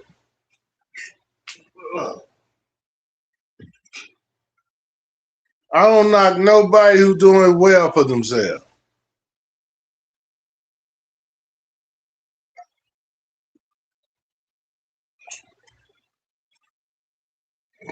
I don't knock nobody who's doing well for themselves.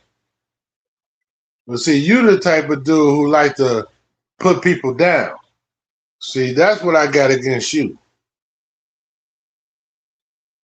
So you like to put people down.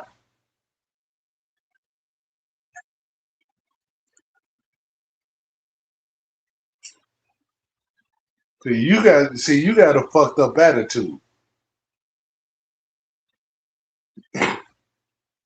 Cause I can tell how you talk about people. You got a fucked up attitude.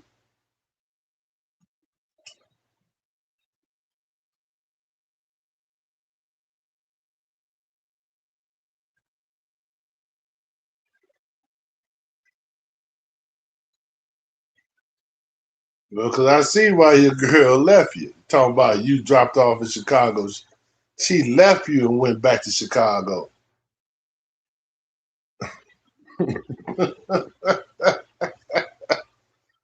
That's what the hell happened. She left your ass and went back to Chicago.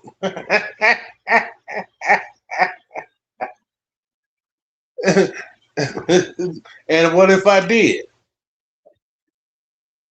What if I did? What if I did? What if I did go to one of his sets?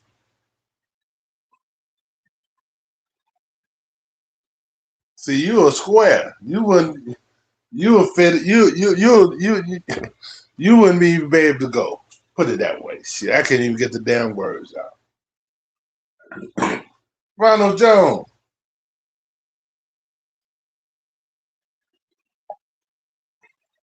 What's up, KD?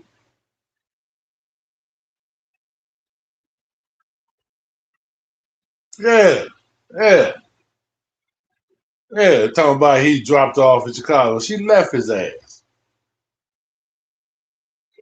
Man, oh man, man, you ain't gotta. Why do man? Be yourself, dude. You ain't got a cap to be on the internet. Damn.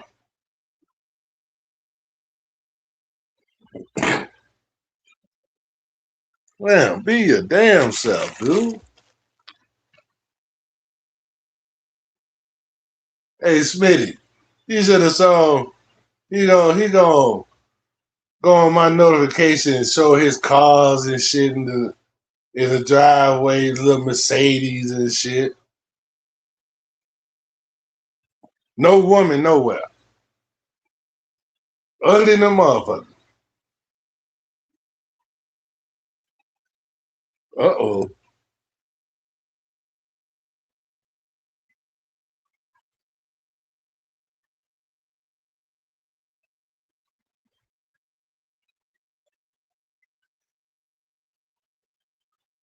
Man, I never heard of you.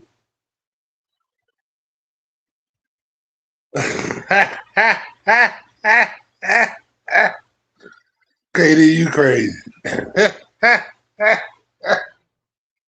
Oh. Ronald ain't invited to the bus like picnic. Damn, Ronald.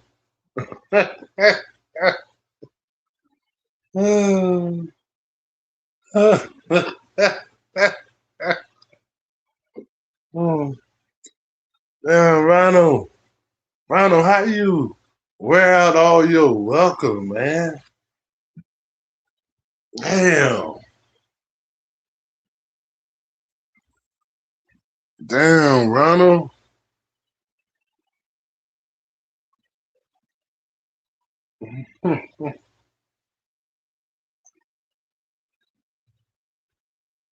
We say, Ronald, you wasn't going no way?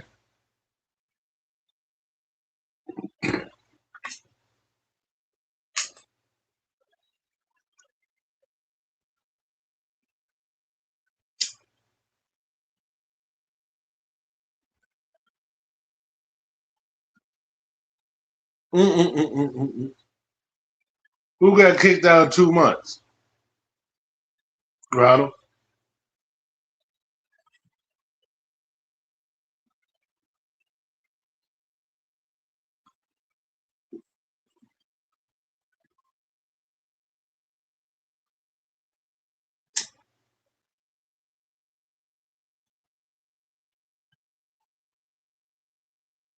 Yeah.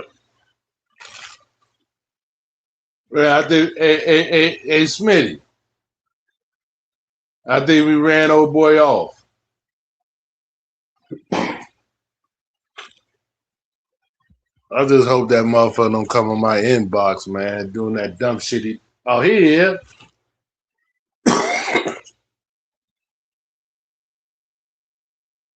No, no, don't tag me. No, don't tag me. What year? What sets did you do? What sets did you do in Chicago? Since you was a famous DJ, what sets did you do?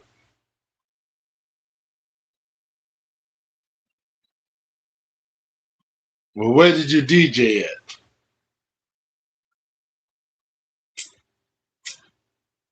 Don't cap.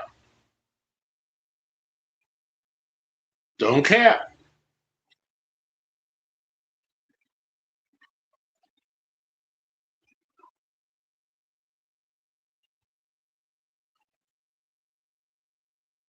Don't cap. What sets did you do? Where you DJ at?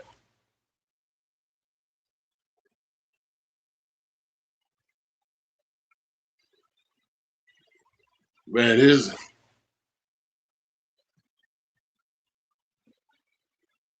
at the rink, the Shiva.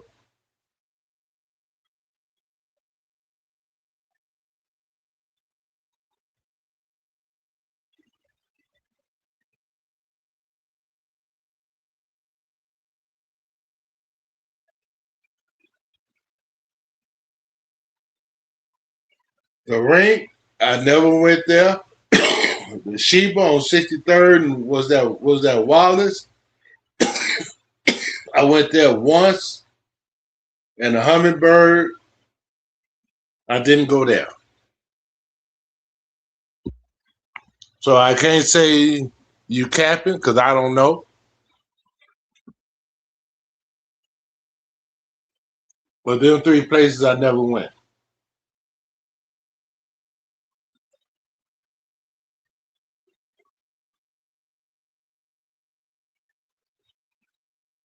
Okay, KKC, okay.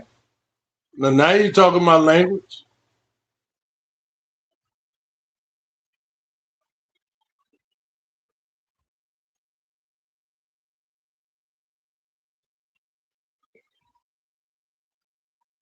Okay.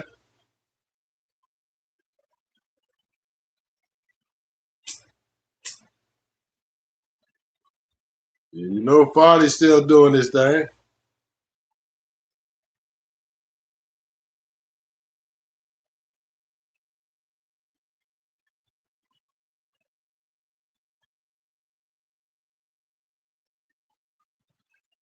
Man, you bringing up old school.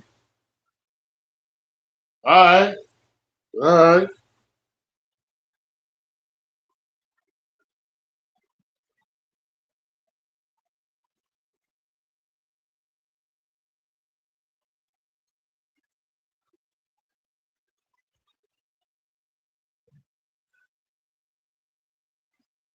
Okay.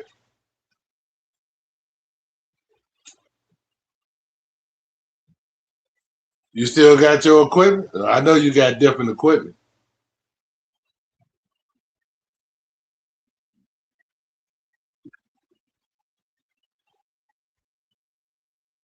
Oh, okay. With sight.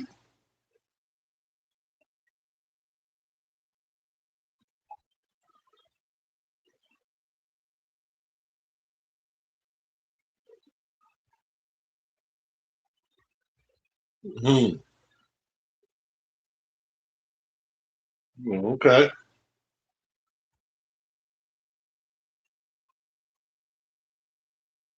Well, bye bye. Bye bye. Oh, okay. All right, that's cool. All right, Mega Bang. Okay, you proved your point. That's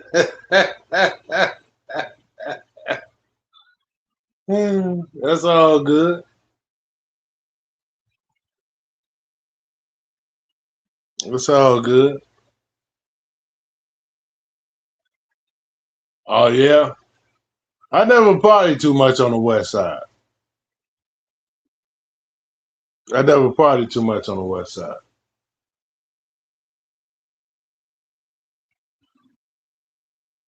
The farthest went to the west side was the warehouse.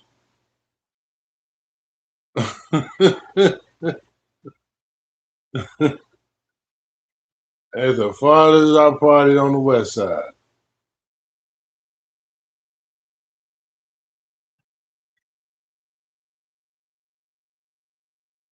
It's a party,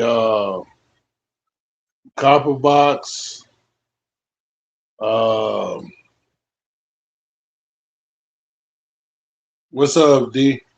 I don't know if you ever heard of the Nimbus. This was back in the day. What other spot? Yeah, the warehouse. Yeah, as I said, the warehouse, the underground, right off there, off of Ashland, right off of Lake, over that bridge. Man, phew, man, yeah, yeah. I got a new fan on, Trent. He cool. He all right.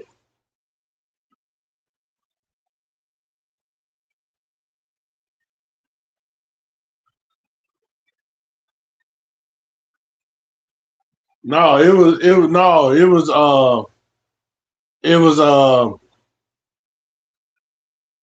was on Ashland across the bridge. It was past Lake because the warehouse was like a real warehouse. I don't know about no warehouse on Randolph.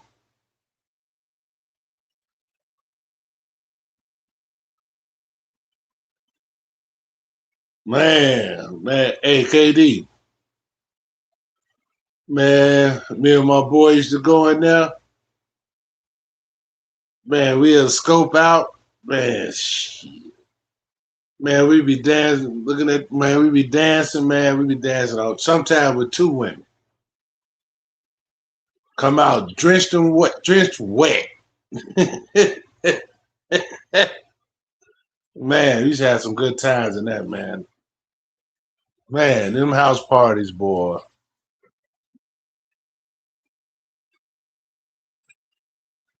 Them house parties, boy. It was epic.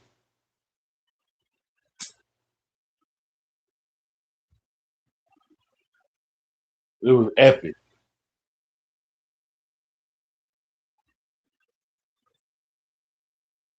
Shit. That's where you went when you wanted to get you a white girl or something. Go to the warehouse. They be there. Ooh, man. Memory.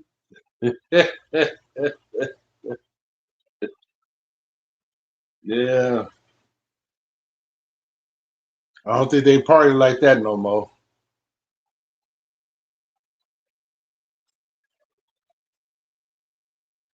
Oh no, we the originators, Trina.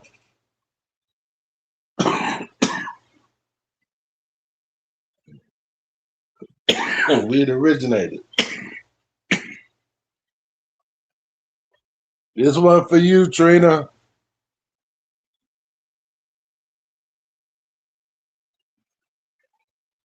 Damn, I wouldn't be surprised, KD. I wouldn't be surprised. He used to be wild up in there, man. I don't know how old you are, KD, but but I used to go there like about what, 83, 84,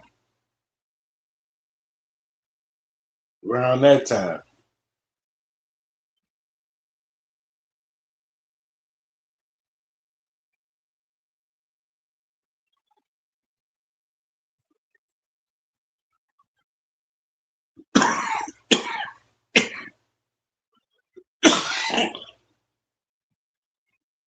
Yeah, that used to be the shit.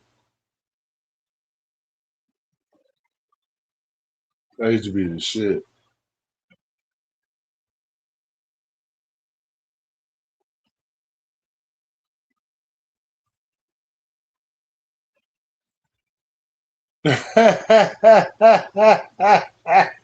Hey Smith,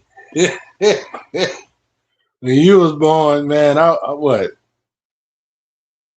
Shit, when you was born, Smitty, shit, I was about to be 21.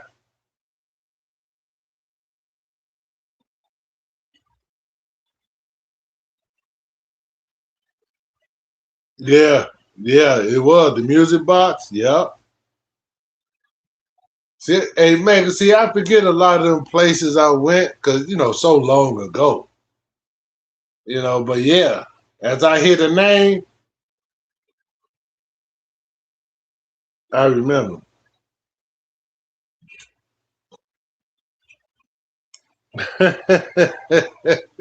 Hey Smitty, I think you mentioned that before. I think you mentioned that before. Cause my nephew, your age, my brother's son, he's your age. Cause he was born in '85, I believe.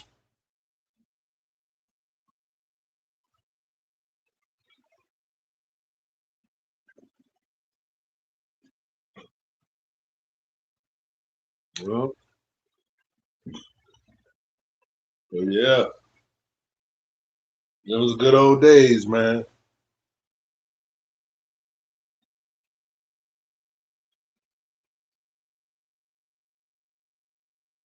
Yeah, yeah.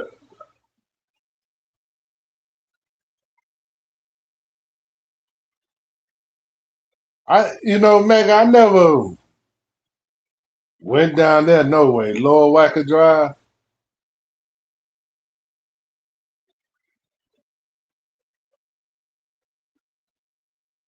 I never went down there.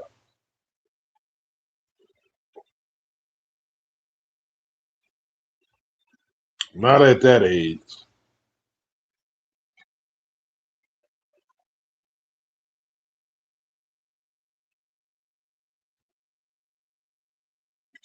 79th in Houston. Where is that at? That ain't in Chicago. You mean Halsted?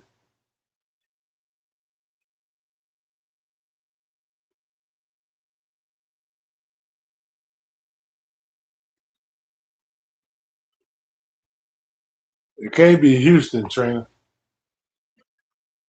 Not the city, Houston. No.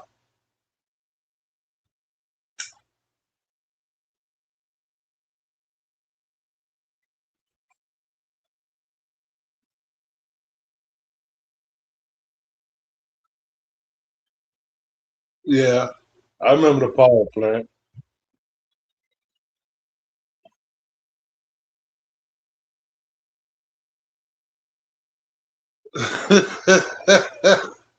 Hey, Trina, that's why I ain't say nothing. I said, oh, Trina probably high. That's why I said you probably mean Halsted.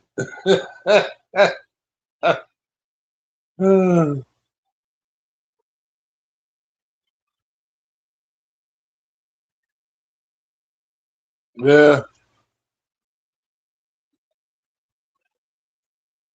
Hmm. Yeah, that's all good. Same night that Halsted.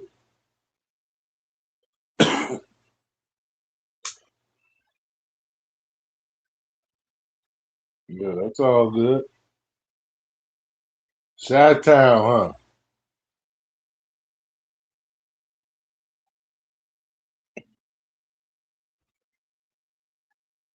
Mm. Yeah, I remember the Powerhouse. They changed the name so many times. Cause that's a mega. That's the place that they had finally closed when people had died and stuff and got trampled and caught on fire or some shit. Ain't that the same place? I believe it is. Or was that damn shit? What? Damn, I can't remember.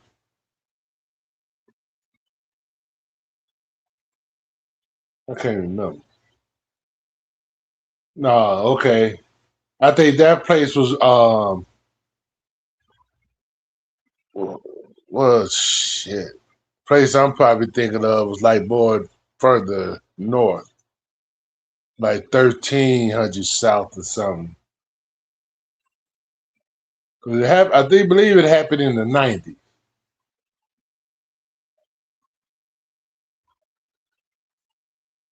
Oh yeah,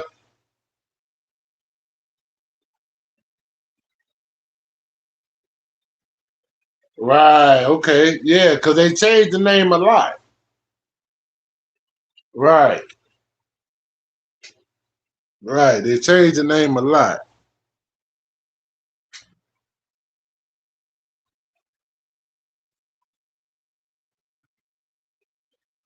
What's up, Lions Den? Yeah, they changed the name a lot.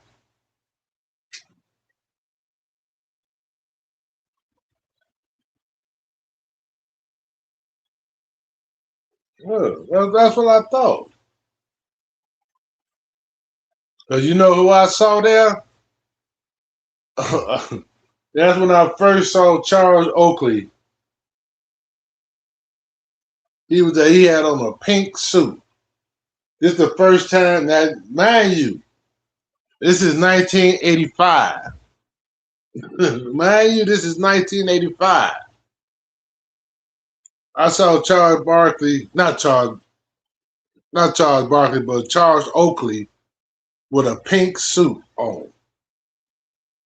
I never seen a black man with a pink suit till I saw Charles Oakley with a pink suit on that time. That shit tripped me out. Yep. Yeah, that shit was funny as hell. No, MJ draft year was 84.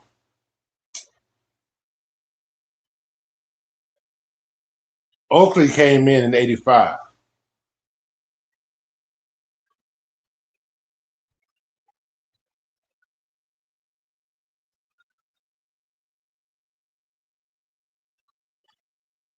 Yeah. Jordan came in 84. Yeah. Like I said, man, it had so many damn names, man.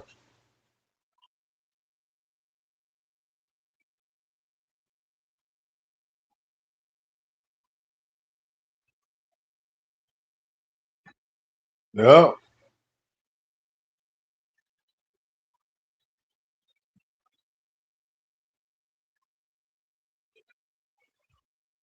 That was a trip, man. Those were fun days, man.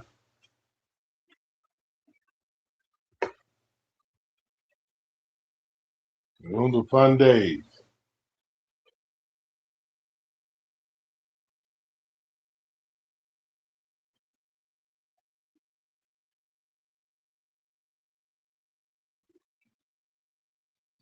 Hmm.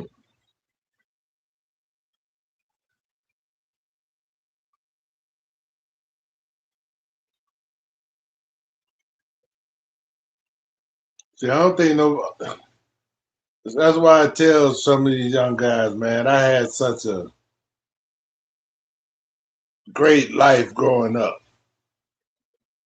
I got to do things that a lot of these youngsters is never gonna be able to do.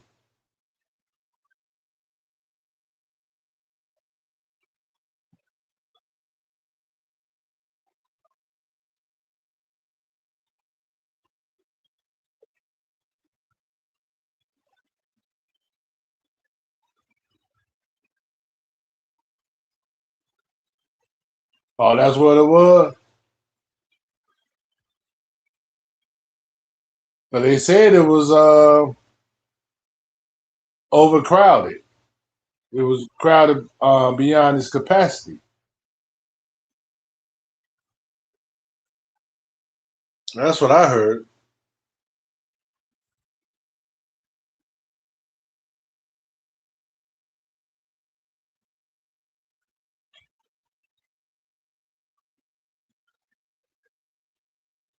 I heard it was, overcrowded.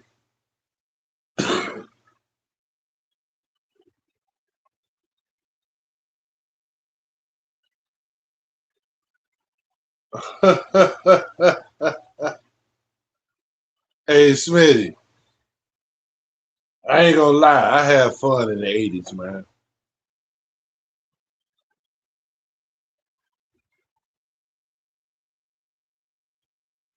I had more fun, believe it or not, in the '70s.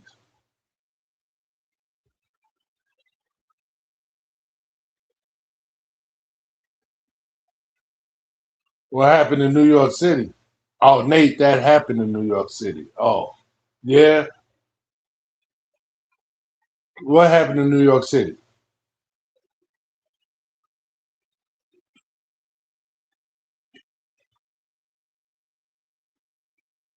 Somebody got trampled at a club or something?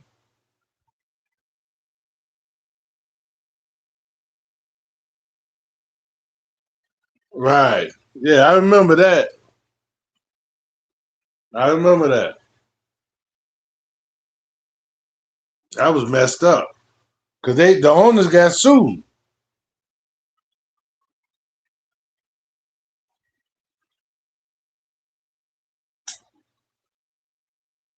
The owners got sued.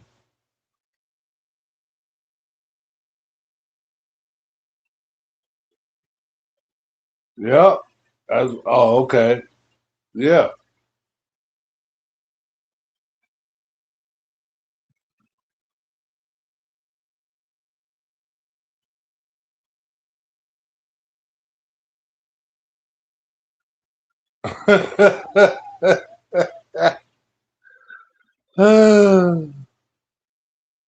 Yes, Smitty. I bet you me and your dad could talk about old good times.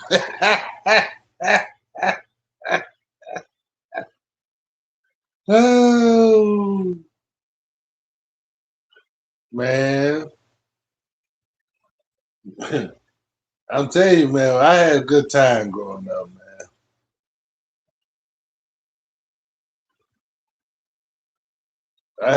Man,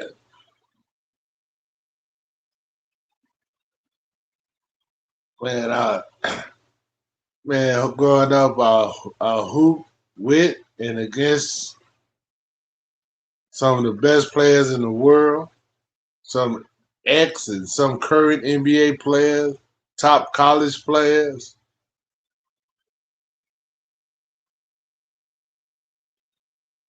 I had a chance to experience all that. Hang out.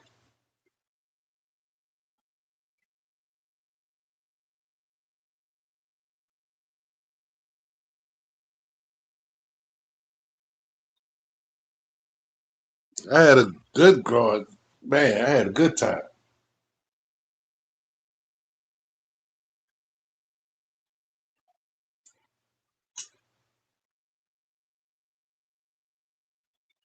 You know. lot of these kids now ain't gonna experience that.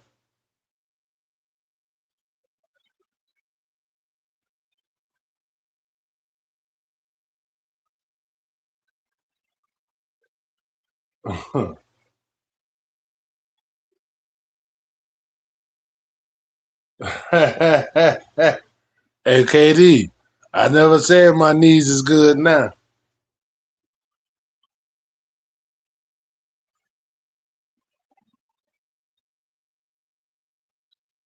Shit. I stand up, my knees crackle and pop.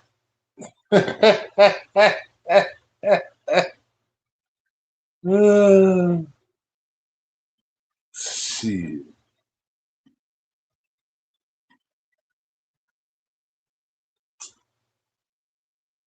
Yeah.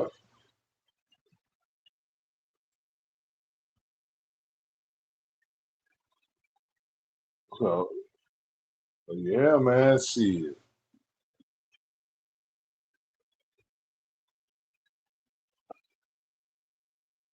A lot of these youngsters ain't gonna be able to experience that.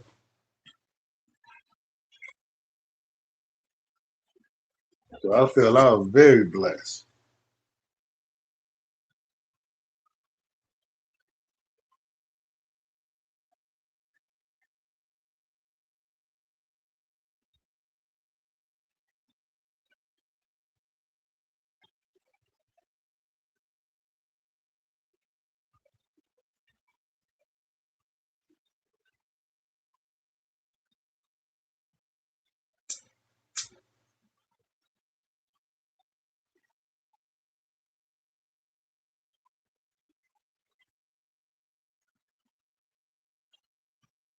Oh yeah.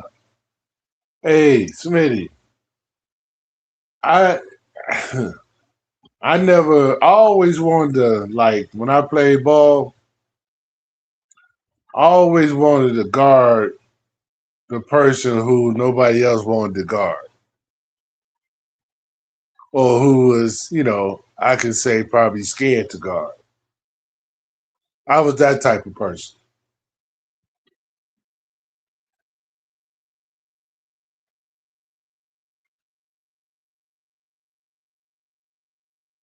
Yeah.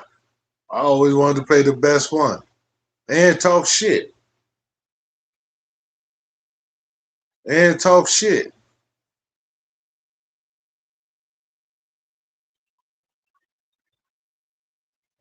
Man, phew.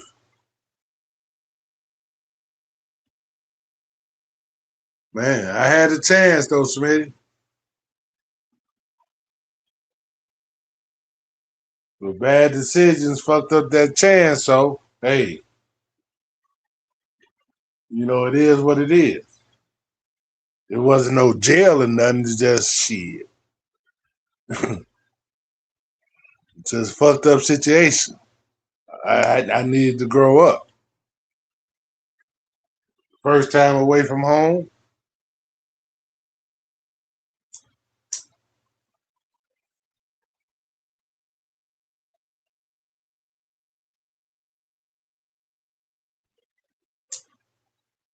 So, it is what it is.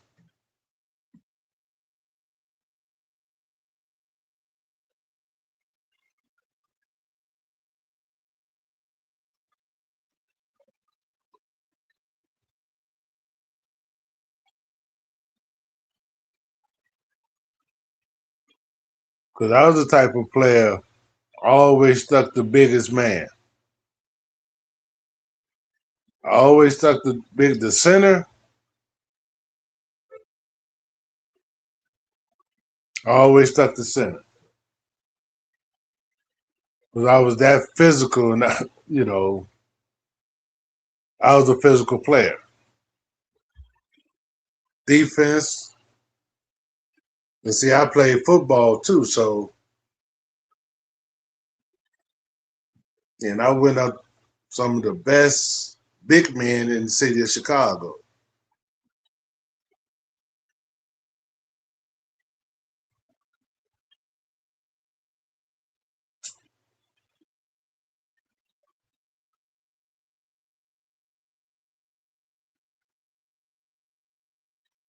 Yeah, that was my job. My role on our school team was to do the dirty work. Cause see, we had scores. You know what I'm saying? So I was like the board cleaner and defense man.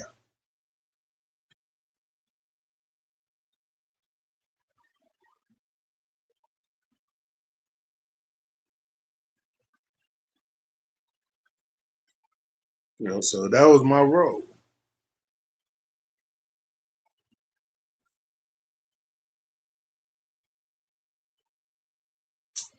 People didn't know that I could score until like I played open gym or something. That's the only time a motherfucker knew I can shoot and do all that. But like on the team, that was my role.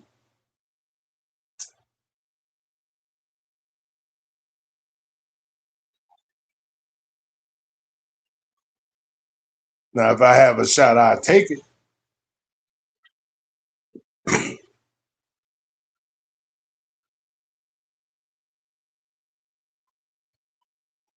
You know, but yeah, we played roles back then.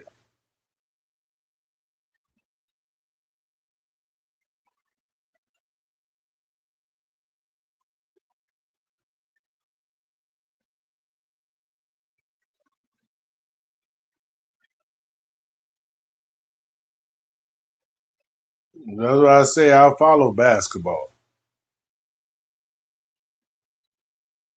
But at one time I was on Grandma calling, and they said something. You know, they probably was joking around, but I'm taking it as a joke, saying that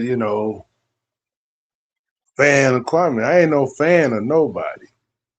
I follow basketball. You know, I knew of Kwame way before when he was first coming in the league. So it wasn't just I came across him on the internet. I follow basketball. I know the history of basketball. You know, just like I just got through watching the old McDonald's All American game. I follow basketball.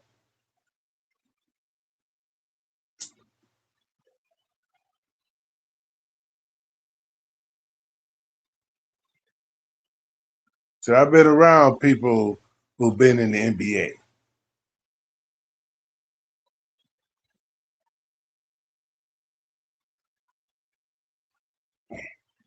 Said Jordan used to come up to the park where I grew up at. No, man, come on, man.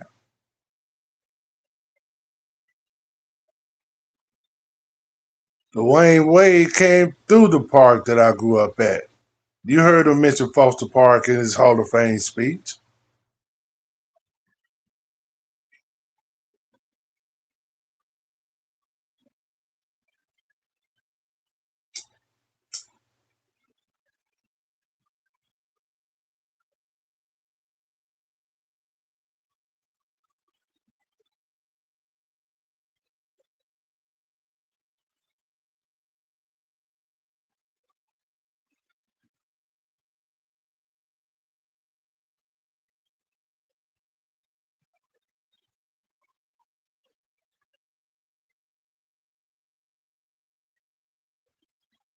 They say Crawford always goes to Bellevue.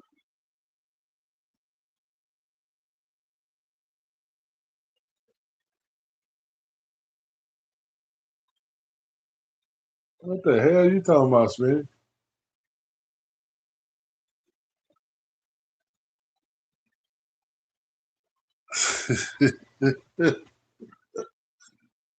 Oh shit.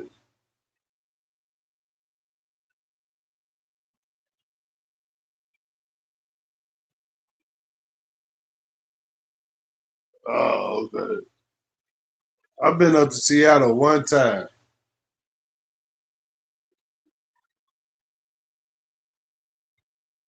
I refused to go back to Washington State. That's why I got my first ticket.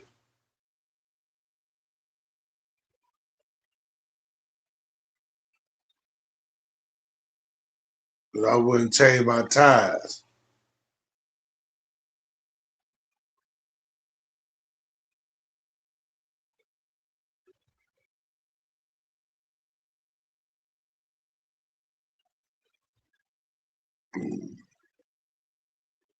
Because it was fucked up. The exit that I was gonna get off, because it was snowing, the exit I was gonna get off was about maybe a block away, maybe. And the DOT pulled me over. I said, I'm getting right off it. Oh, it's a law. You got to change your tires. Then it was snowing, the wind was blowing, so I'm going to change my tires just to go this little distance. Look at that. So he gave me the ticket that I went on and got off. Yep. They took some points off my license, but fuck that. Wind was blowing, protect, man. Shit, I wasn't getting out in that shit. Just give me the ticket. I'm finna get right off.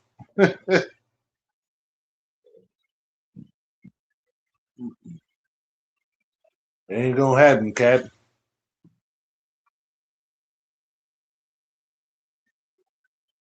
Yeah. The snowing and the wind was blowing.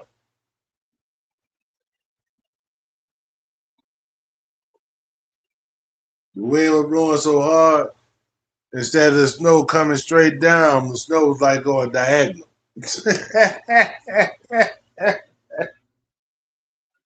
Shit. Man, fuck that.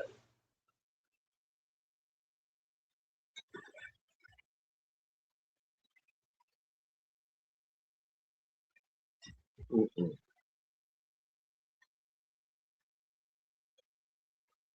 Nah,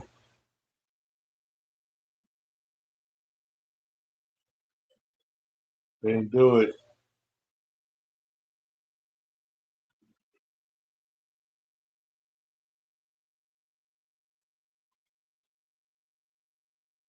Yeah, I had some scary experience on that damn road.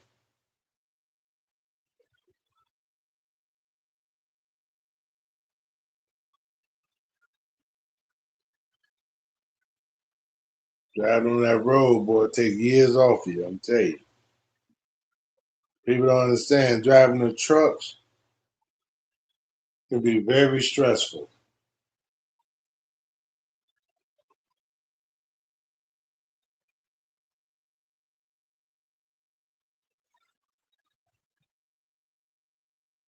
It can be very stressful.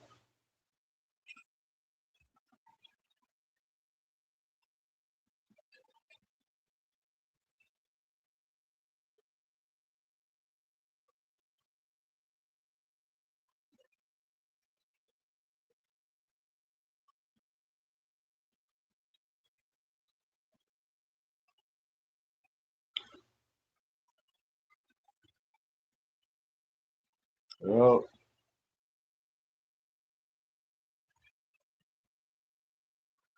but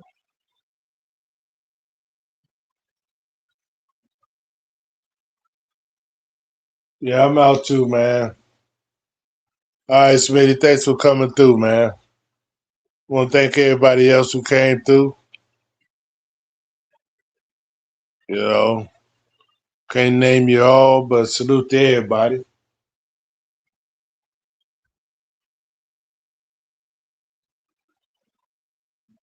I'm sleep. Shit, nigga, I'm far from sleep. I'm far from sleep. Are you sleep?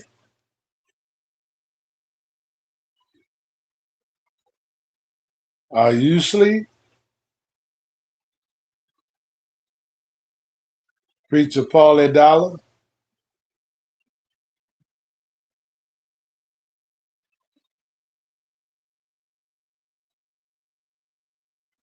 I got bingo coming up.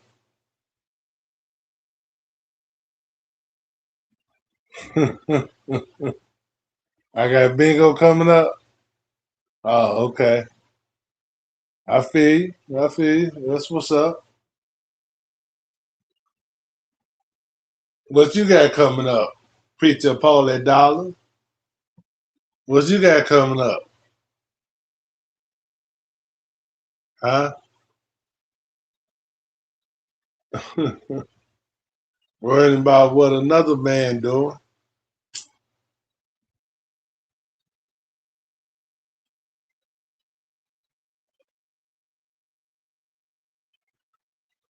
Oh, really? That's what's up. That's what I'm doing.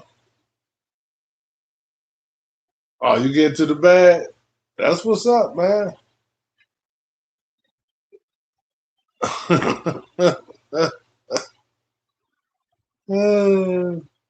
see, preacher. See, this is the difference between me and you, though. Okay, if I am watching mass reruns and getting ready to go to bingo afterward, see, the thing of it is, I can do that. See, you have to go get yours now. See, I already did that. see, so I have time. If that's what I choose to do, I can do that. See, that's the difference between me and you. What you doing right now, little bro, I already did. So whatever you say I'm doing, I can do that. So just go on get your bag.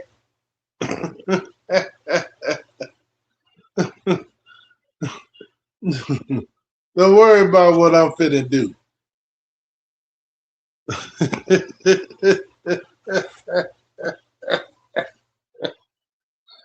Oh shit. Oh boy. You youngsters, man. What's wrong with y'all, man? What's wrong with y'all youngsters, man?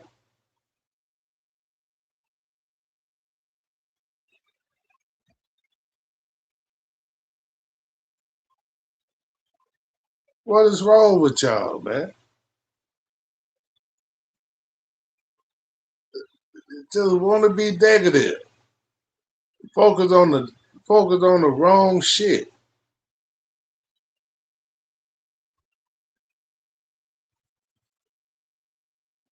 You didn't hear me nobody napping. Man, stop that capping, dude. Stop that capping, dude.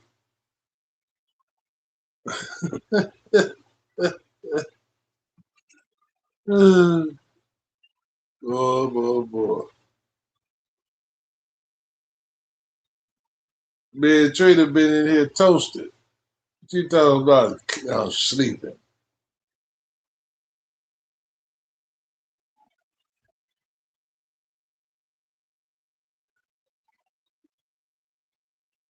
I don't know who this preacher Paul is.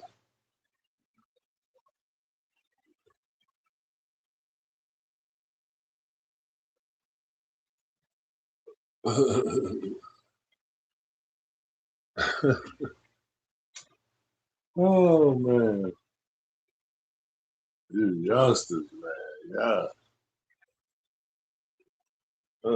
Sometimes when y'all, what's up, Lonnie? Sometimes when y'all speak, y'all don't know how dumb y'all sound.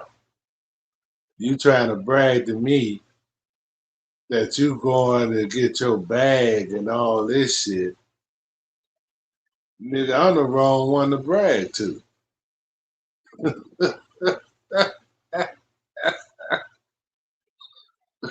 Cause one, I don't give a fuck.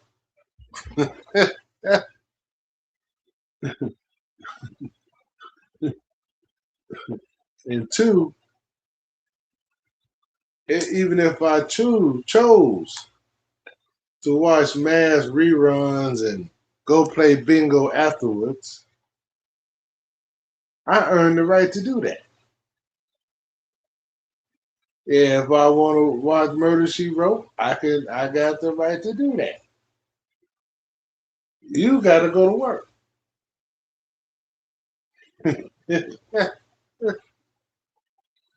Don't go to work.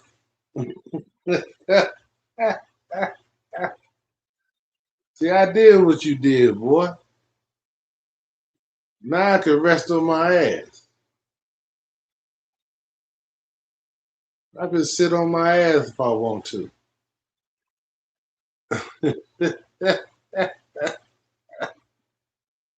Yeah, whatever. Whatever. But you just said you had to go out. You trying to get your bag, nigga. I'm tired of y'all coming on this damn internet capping and shit. No, I ain't bragging, Lonnie. But I hate when these young cats, they be trying to joke.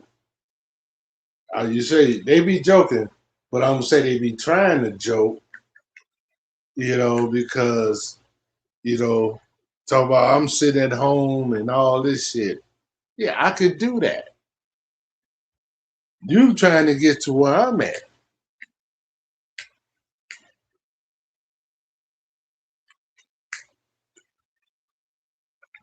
Shit. Try to get to where I'm at, then talk.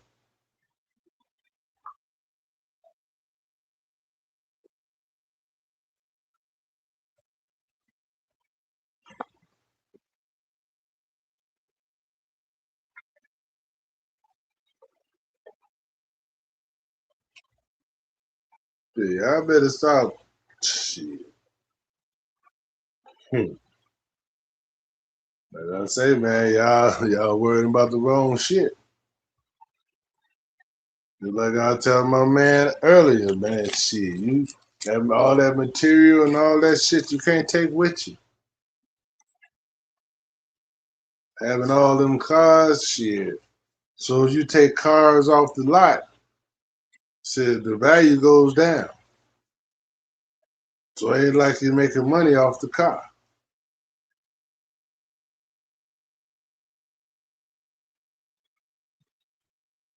you, you say you woke me up? Oh, okay. As long as I owe you, you'll never be broke.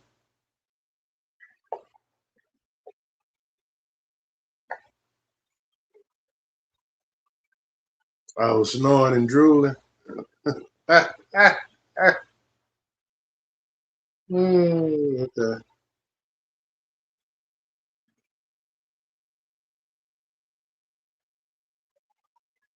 That's what you say.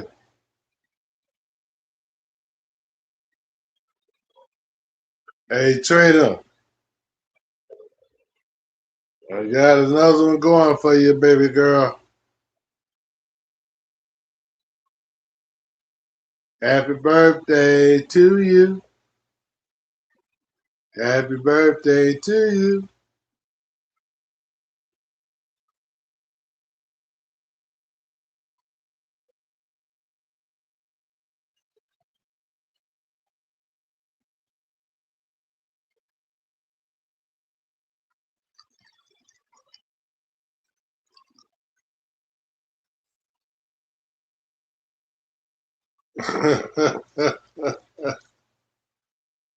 um,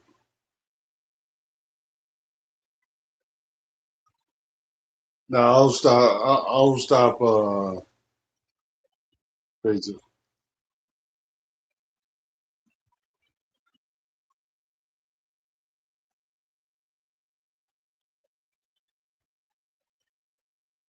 It's all good, man.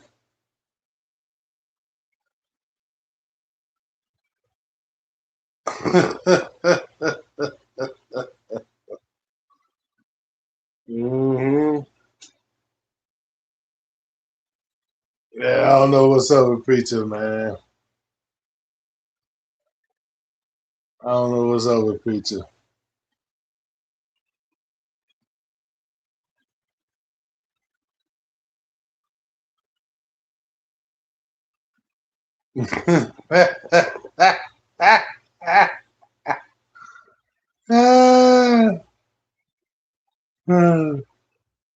Hey, Trina, my little sister, preacher. We ride or die, dog.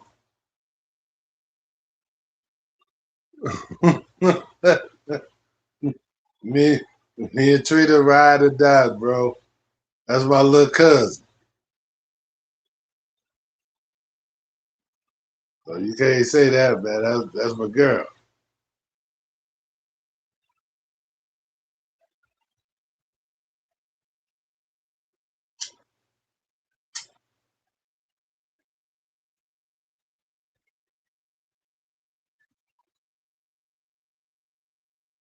But it's all good, preacher. You know, there ain't no thing, chicken wine.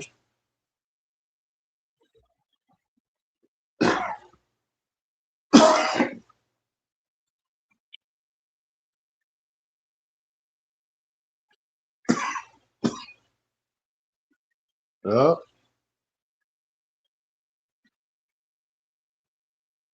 yeah, we just tripping, preacher. Oh, he should know by now, Trina.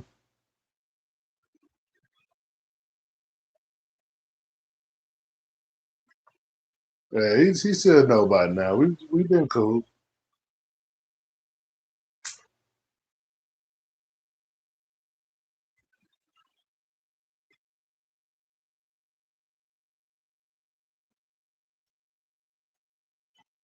What's up, Derek? Well, we been cool.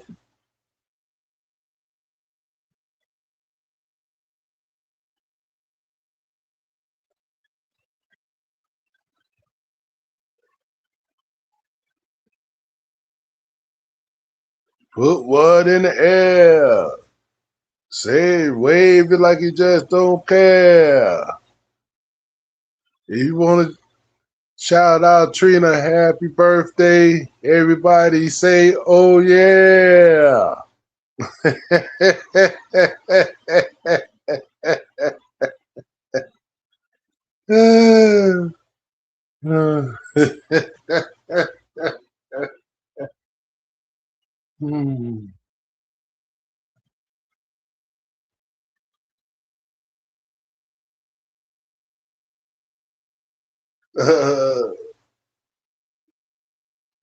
Preacher want to crack joke.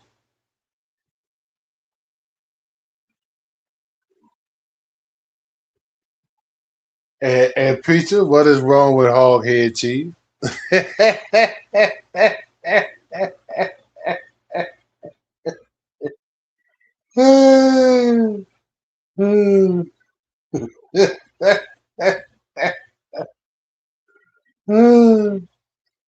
But hey, even though I'm not eating a hog head sandwich right now, but what is wrong with hog head cheese?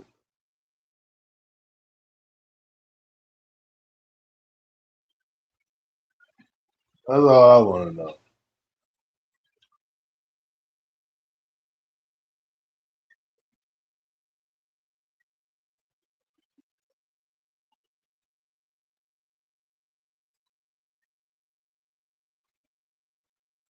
But back in the day, that used to be the shit, though, preacher. But nah, man, I haven't had no hog head cheese, man, in so long, man. Because as a kid, man, shit, that used to be the shit. Some hog head cheese, some crackers, man, that used to be the shit. But a lot of things you used to eat as a kid, you know, you sometimes you find you don't really eat no more. Either you find out it wasn't good for you, or you just don't have the taste for it no more. It's like When I was young, I used to love chitlins. But, I found out one, it's not good for you. And two, I don't have the taste for them no more. So I don't eat them no more.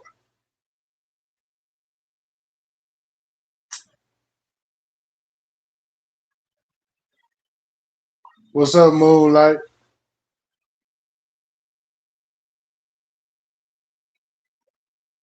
So there's a lot of shit you find out what you used to eat when you was younger.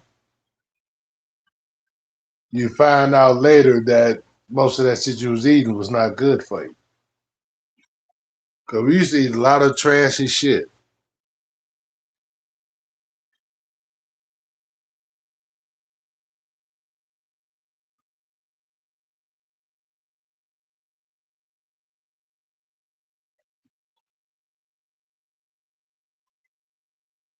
Yeah, so that's why when we get older, we have to change our diet.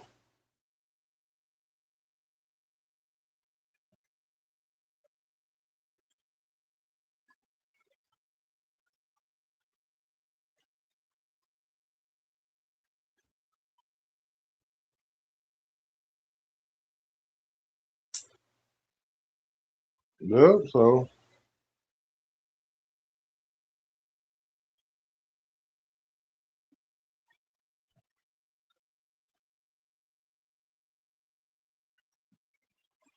that's how that is.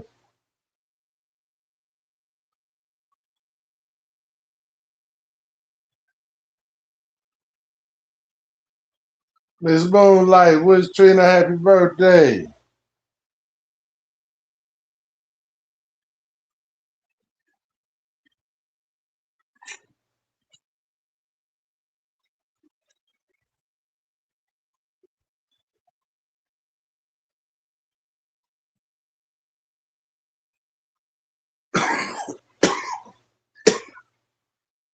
Yeah. Happy birthday, Trina. This for you, girl.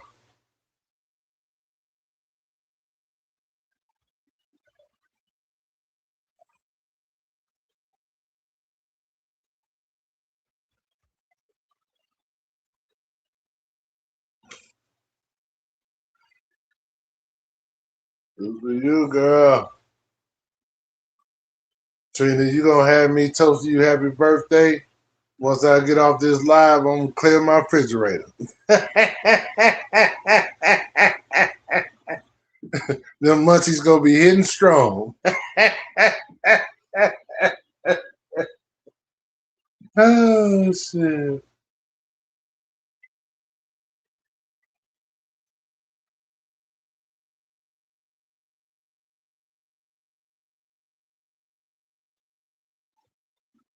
Yeah.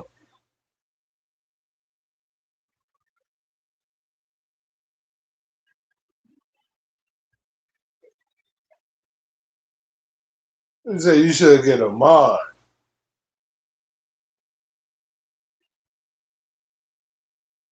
All right. Takes more than one day, Preacher Paul. Just don't get one like that.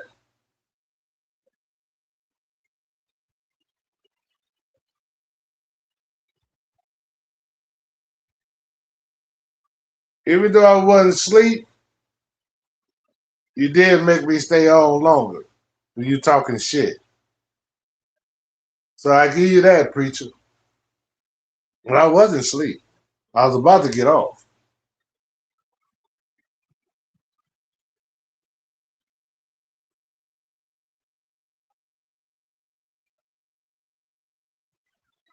Okay, that's cool. I'll check you out. I'll sub to you. I'll sub to your page. I'll check you out.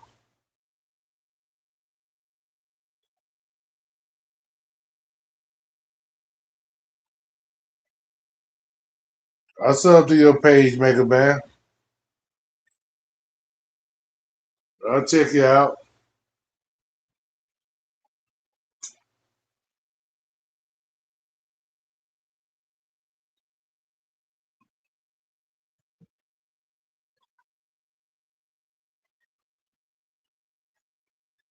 Oh,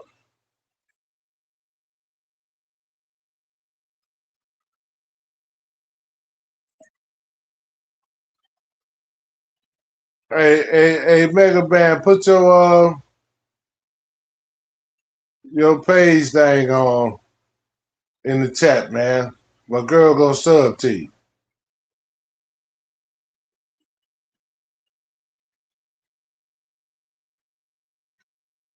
if you want to.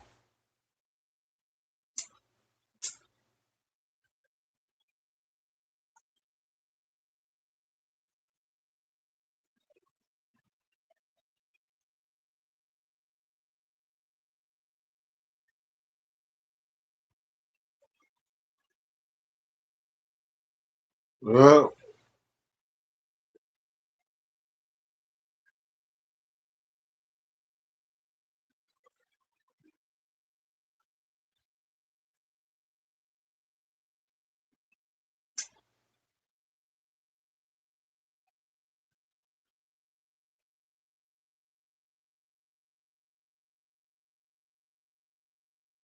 I don't know, Trent.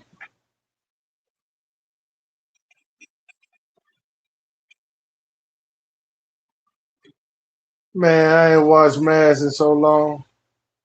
I really didn't watch that shit, really, to be honest. To be honest. Even when it was on.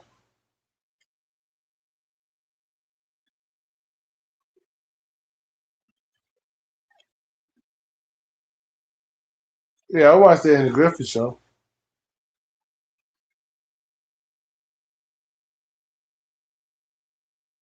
Yeah, I watched the Andy Griffith show.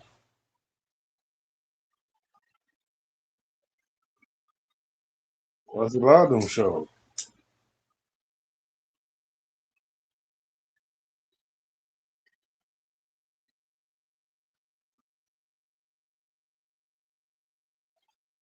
You gotta understand, back then it wasn't too many black sitcoms or black shows on TV.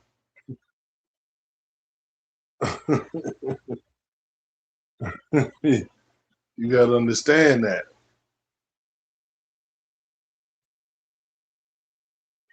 Man, boy, it's just 8 o'clock in the morning here, Preacher Paulie. Where I got to go.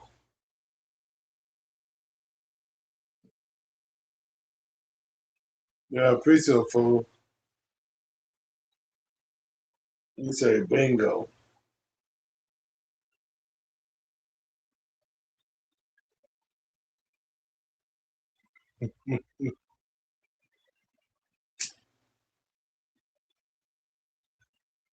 Mhm.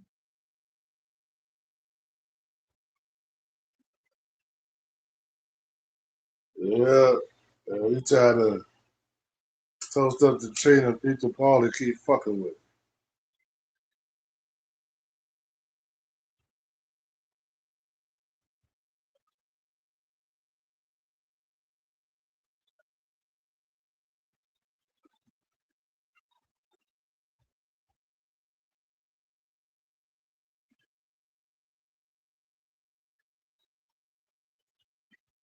Hmm.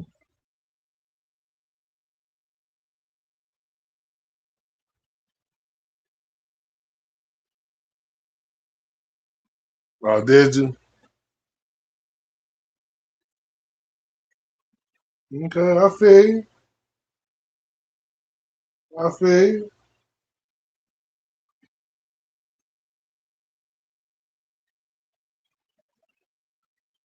I feel you.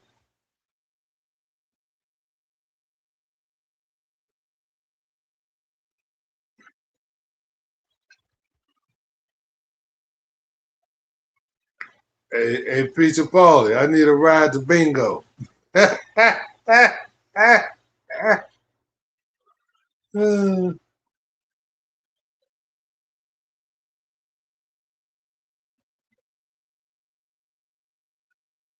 All right, whatever, dude. Whatever. Oh, so what you gonna say? Cause of you?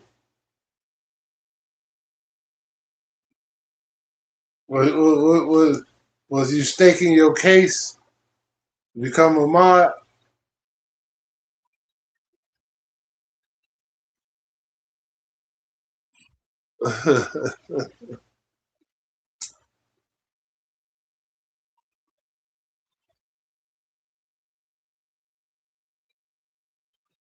Ah, shit. I hope not. What's up, Cynthia? That's the last one. That's the last one to compare yourself to, Preacher Paulie. Preacher, you just got a strike, Preacher Paulie. See, what's up, Melly? You just got a strike, Preacher. you can you compare you compared yourself to Ronald Jones. Oh shit, nah.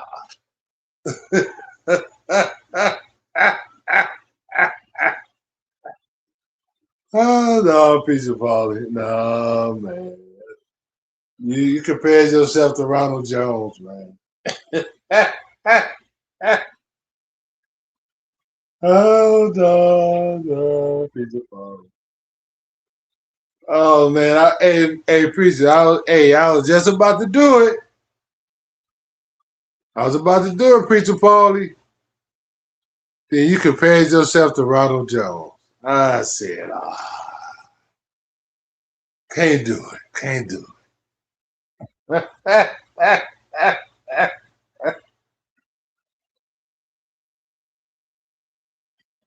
Oh, shit.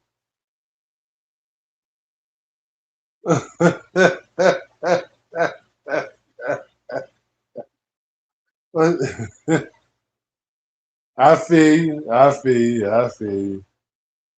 I feel you. Damn. Ronald Jones. Oh shit. Oh man. Yeah. That's funny. That's funny.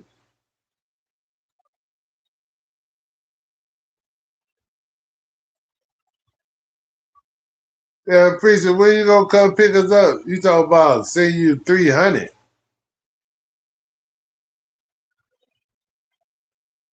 What the Chicago life like? Shit. It's cool, man. It's cool. It's how you make it. It's how you make it, man. Don't always go by the stories you hear on the news. Yeah, it's violence, it's bullshit happening here, but that's happening everywhere.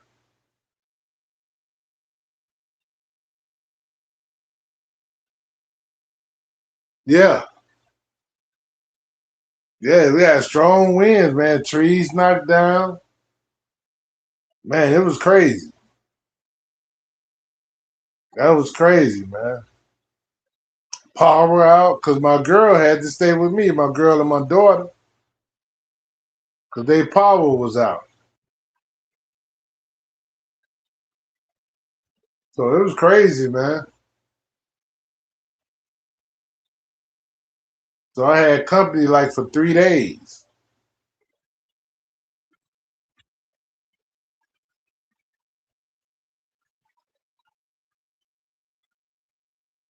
Yeah, man, it was crazy.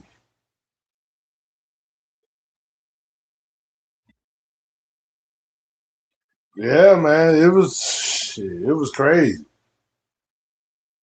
People further south, like central Illinois, they got hit hard. They really got hit hard.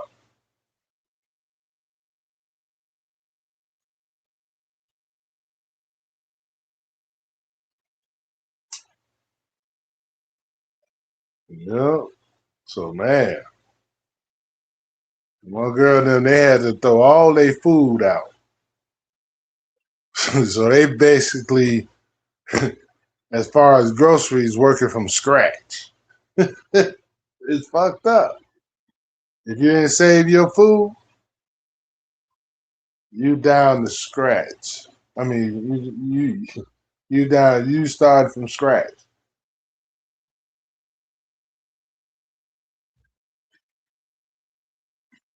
Yeah, man,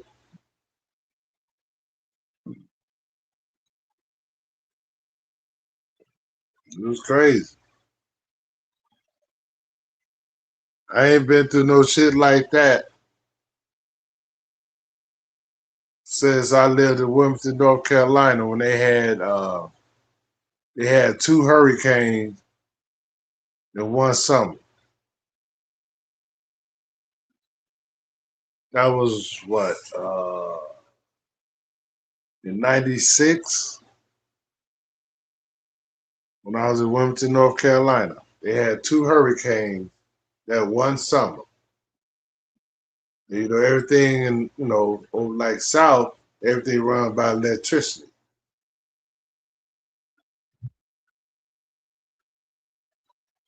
Shit. Power was out. You was fucked. It'd be hot, no air conditioning. It was crazy.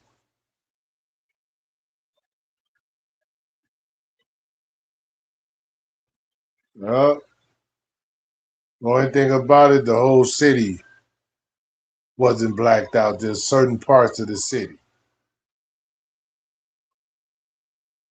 were blacked out. A lot of companies closed because they didn't have no power.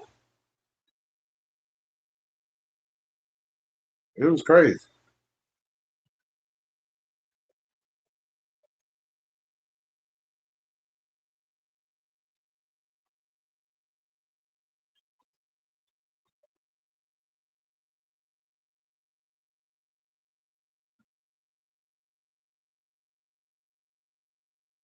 Man, it's finna rain again. Shit, I ain't going nowhere.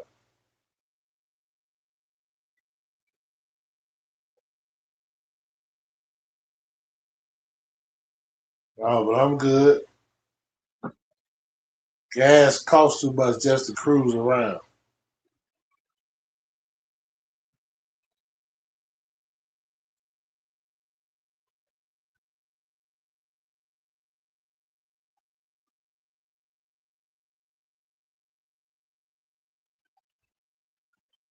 Uh, I'll pass.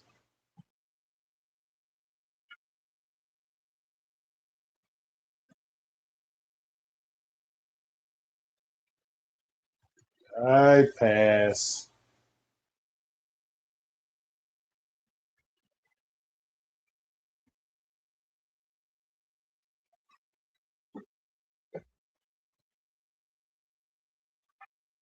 Mm.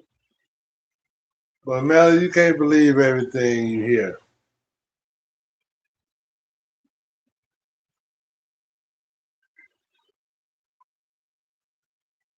This nigga is stupid.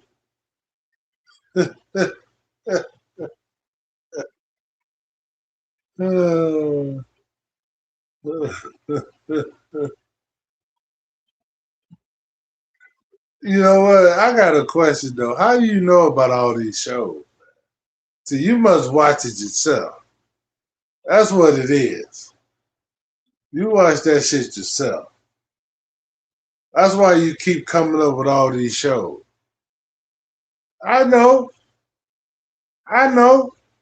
You ain't fooling nobody. You ain't fooling nobody.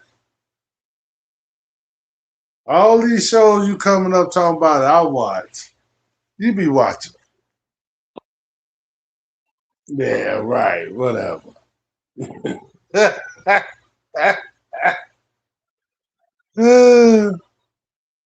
Yeah, whatever.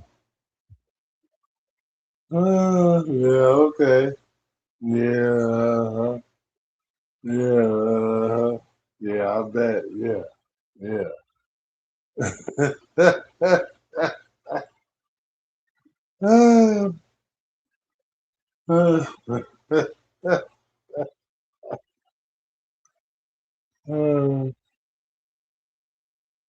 alright. It's alright, Paul. It's cool. It's good. It's good. It's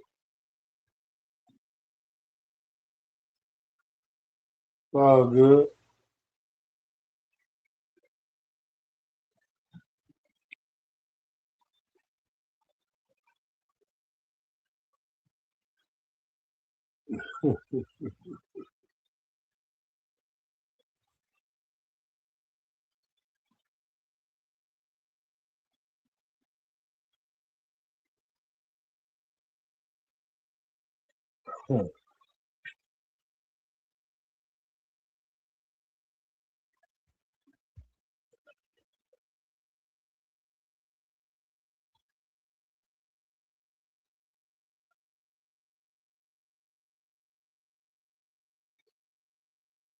Yo, fuck you talking. What you talking about?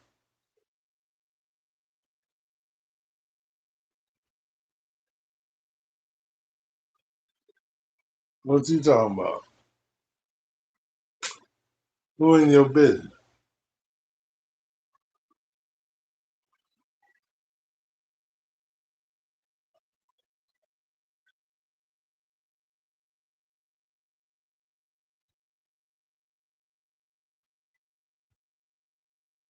Who in your business?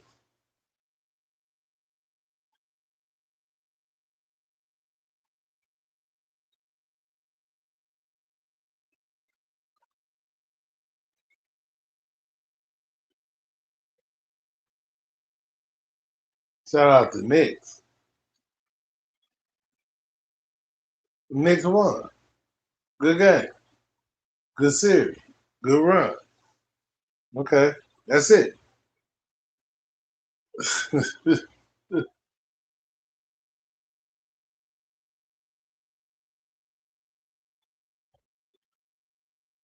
Because you watch it.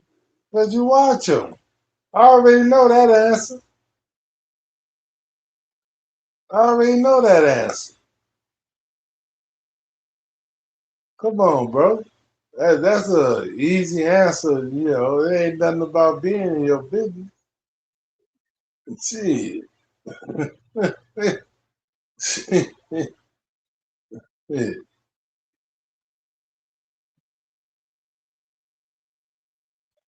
Because you won't mention it if you don't know.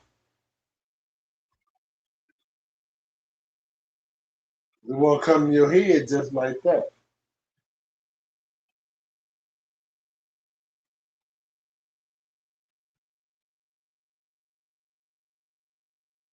You might not watch them now, but you watched them.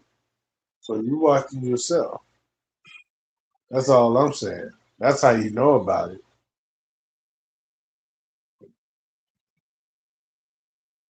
So that's obvious, dude.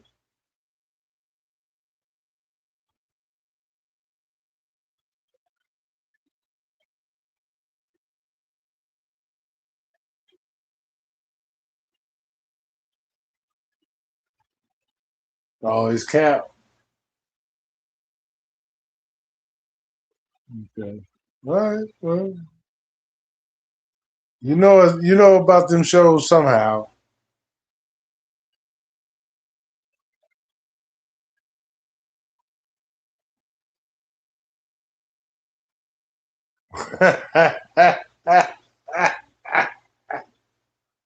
Boy, oh shit. Hey, I wish I still have a VHS player. Should have them damn tapes I have. I don't have no more anyway, so it don't make no difference.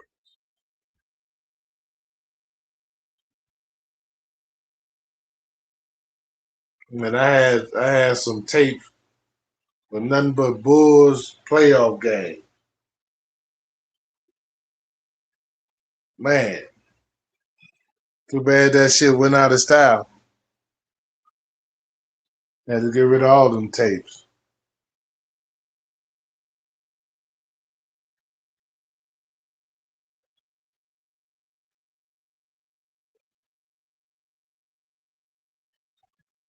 Yeah,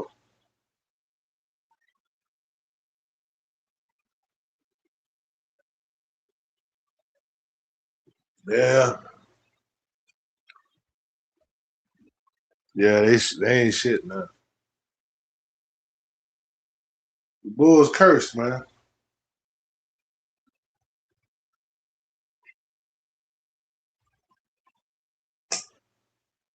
Ever since they did that to arguably the best player of all time, while they was winning, broke up that team. The Bulls been cursed ever since.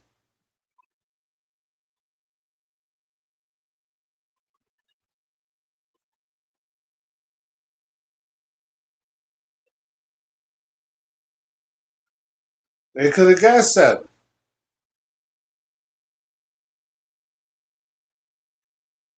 They could have got 7.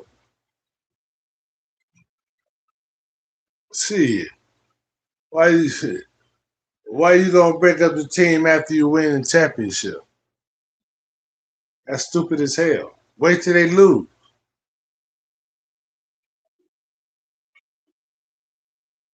See, that's my thing. Wait till they lose.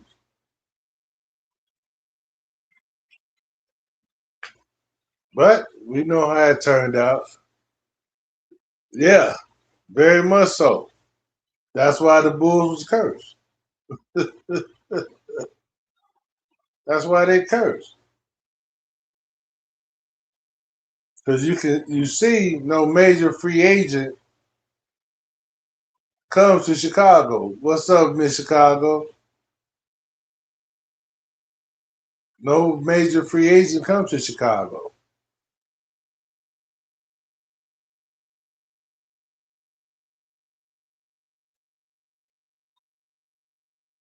Because if you do to a man who made you a millionaire like he did, shit, he'd do anybody.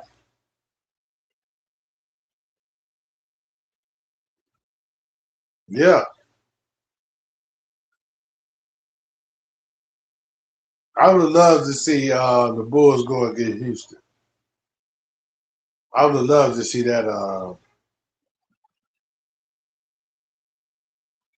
championship game.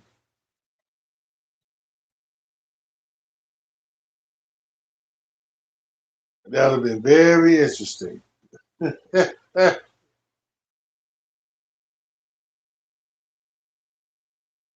Nah, nah, nah. Derrick Rose then was close because Carmelo was thinking about coming to the Bulls. Carmelo Anthony, but he had heard shit about the Bulls about to break up the team, so he stayed in New York.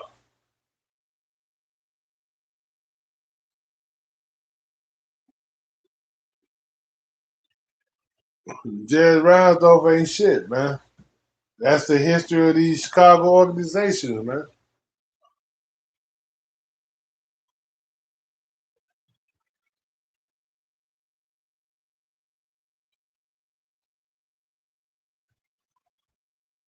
He was about to come, but they was about to break up that team. If they weren't gonna break it up that year, they was gonna break it up. Well we know the history of Tibbs now, but at that time it was different. Because you gotta remember Chicago was winning with Derrick Rose.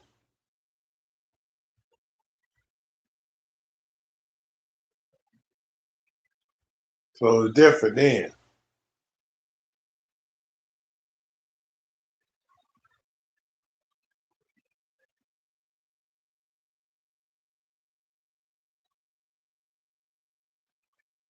Yeah.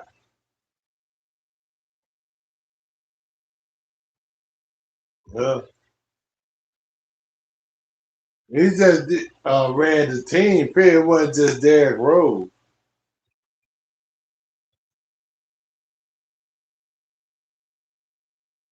He just ran the team period in the ground.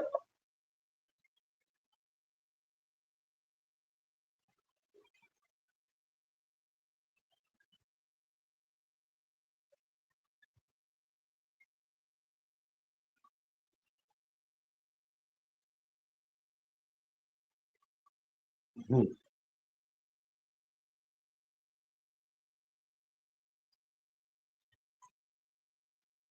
That's what that was.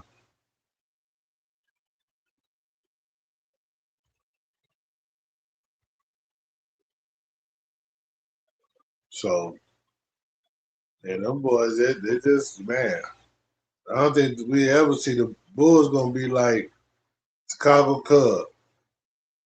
They ain't gonna win a championship in 100 years. I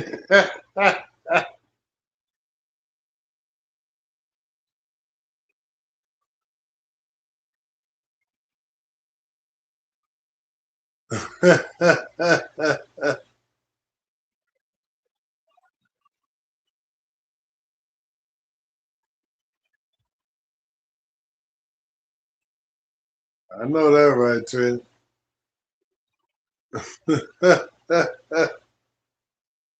Oh, it's all good. It's all good, Paulie.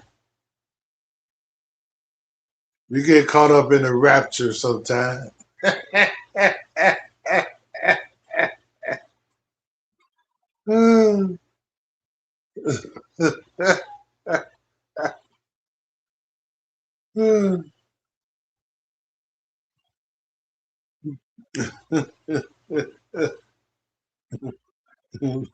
Paulie say, damn, what I came on here to do, I ain't doing no more. What the fuck?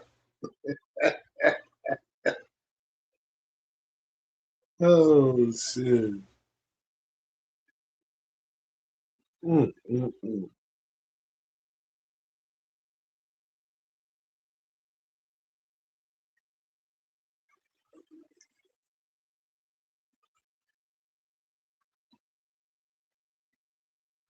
Yeah, trying to figure out I'm trying to decide what I'm gonna make for dinner. I wanna, I used to. I'm, I'm trying to figure out. I got some. I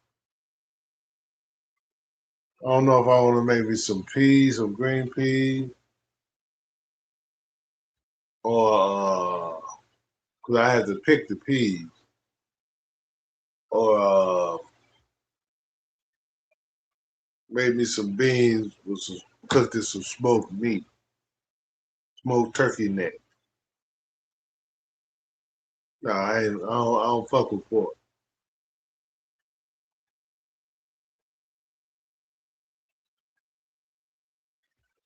I'm trying to figure out. No, I don't mess with pork.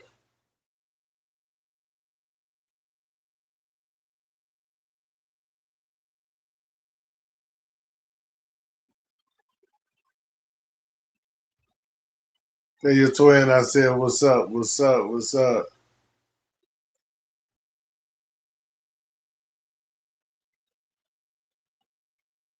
Nah. No, but what I do, preacher, I do old school. I make me a pot for like vegetables. Then I let it cool off, and I got some freezer bag. I'll put some in the freezer bag, close it up, do that. So like when I make me some dinner or something, if I want a side, I just take the bag out the freezer. See, I got my side.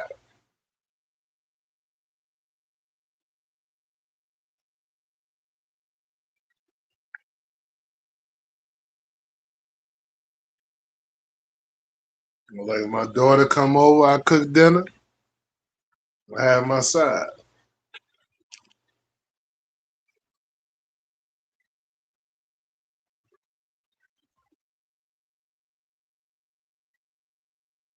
Yes, sir.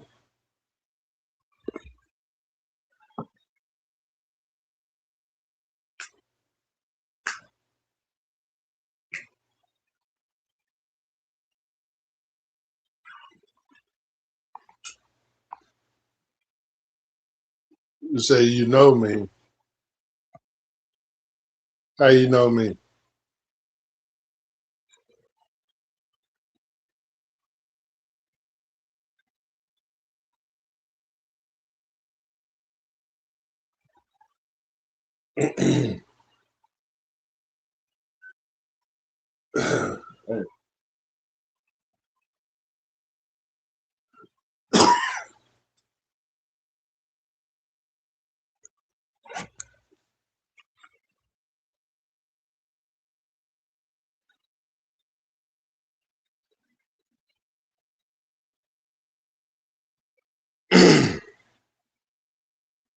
You know, I could tear some gizzards.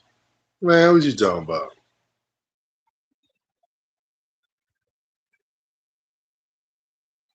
That's the comments you talking about?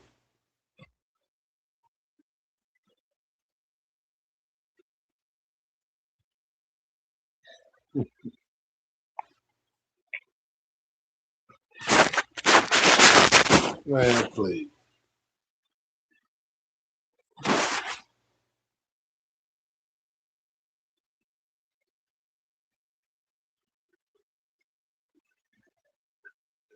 Man, please.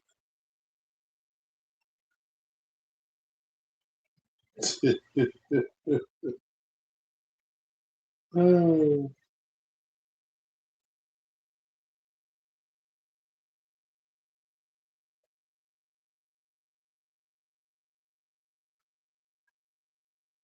yeah.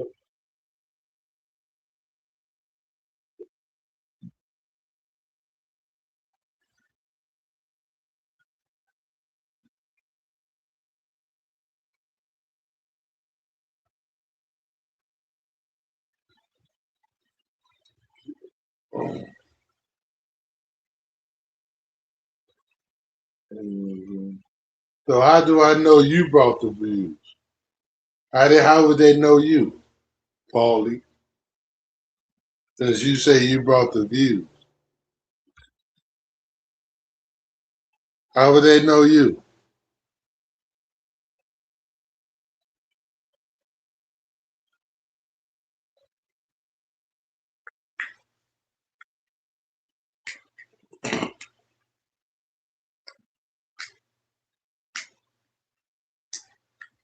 Well, I'm sure there's another account.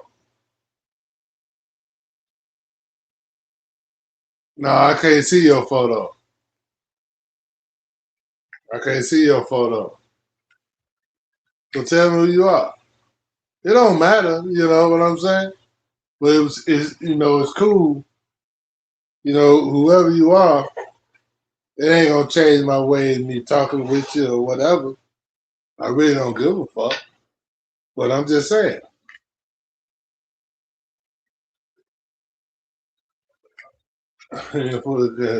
Whatever that means. What that mean? What that mean? What that mean? Just say who you are, bro.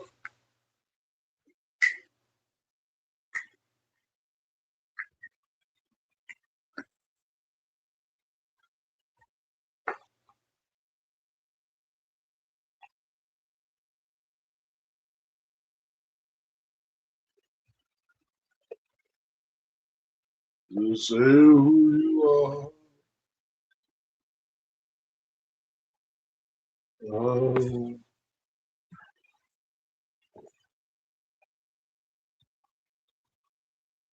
oh, you don't want to say who you are? That's what you telling me? Yeah.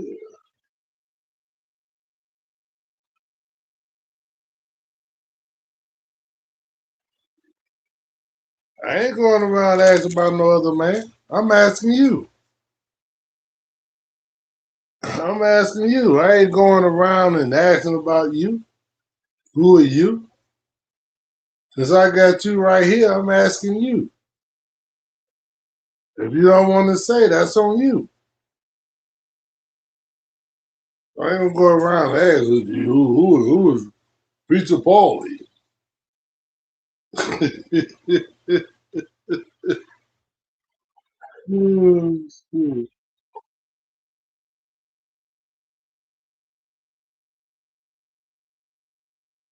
Right.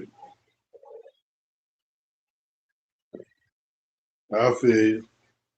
Well, I know never to ask for you because I don't want none of that shit.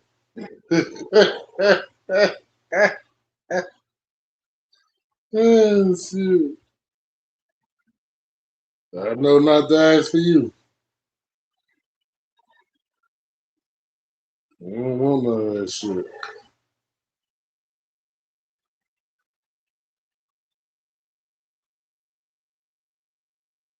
You can keep that shit.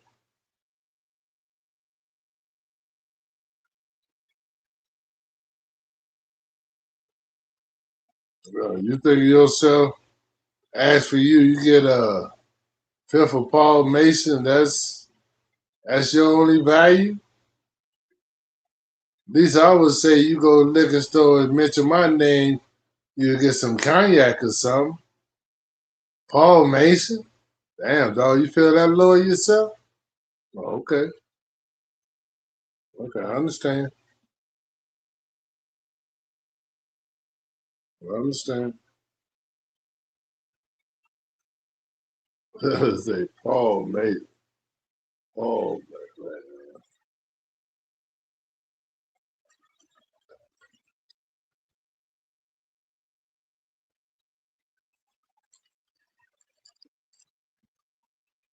That's crazy.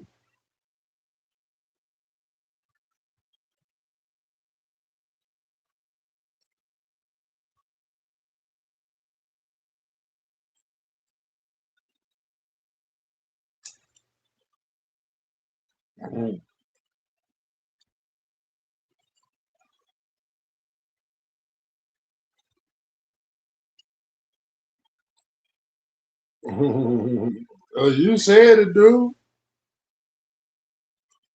I'm just saying. You said it. That's all I'm saying.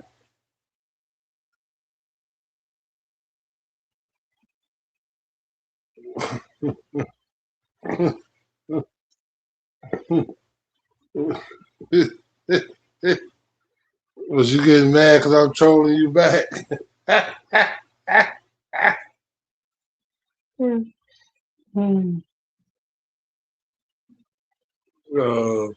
don't be like that, Preacher Paulie.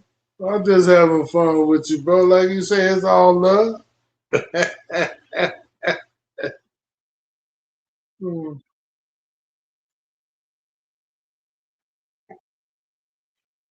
Hey, Trina, who is Preacher Paulie? Can you see his picture?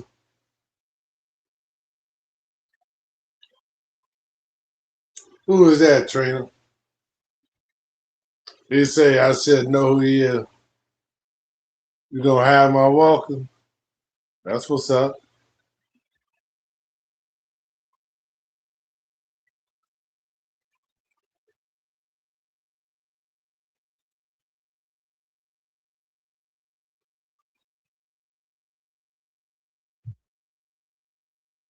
I don't know if that's Ronald Jones. If that's Ronald Jones, Trina, Ronald Jones been hiding his intelligence. I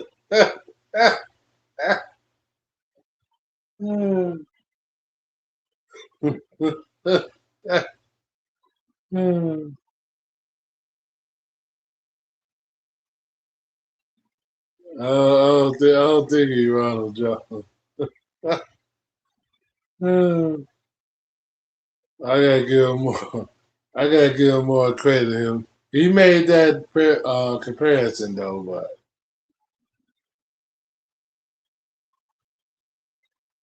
that preacher. That's what I'm saying, preacher. That's what I'm saying. I stuck up for you on that, bro. oh, oh shit. Hmm.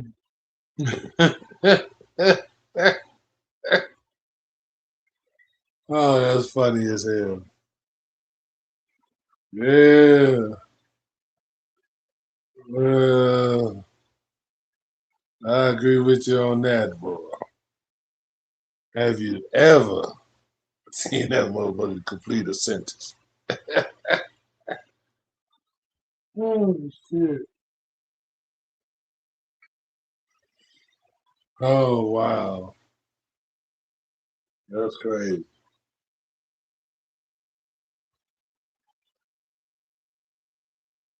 Huh, that's crazy.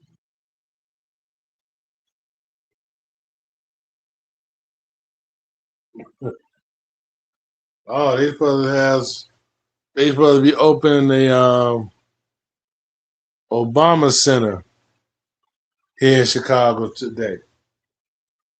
Said President Obama here, Bill Clinton here. There's a lot of celebrities supposed to be here today. So they got streets all blocked off, sidewalks blocked off.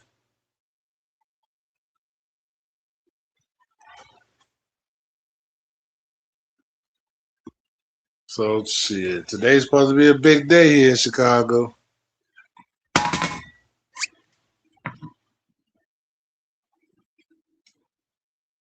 Yeah, the Knicks parade today too.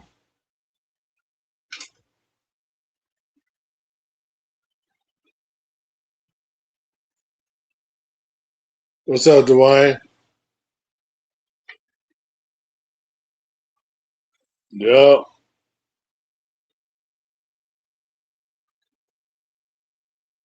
So shit, I know it's gonna be crazy in New York too.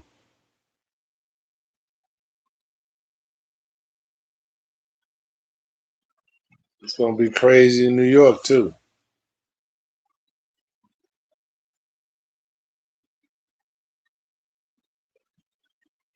You talking about here, Melly? Yeah. Shit, it's gonna have all types of security at that New York parade. Oh, they finna shit. These motherfuckers finna work this weekend. They finna work. We Secret Service men and all that. They finna work this weekend. This week. Well, today. Yeah. Like I said, they got man all around about a mile radius of where the Obama Center at. The road is closed.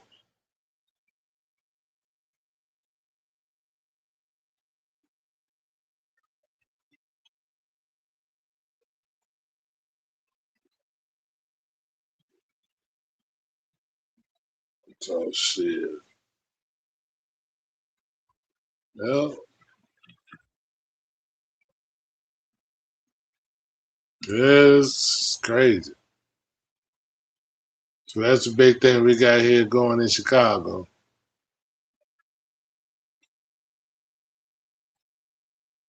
Yeah, the Knicks parade gonna be shit. It was crazy after they won the championship. Shit. Then they're tearing down the city.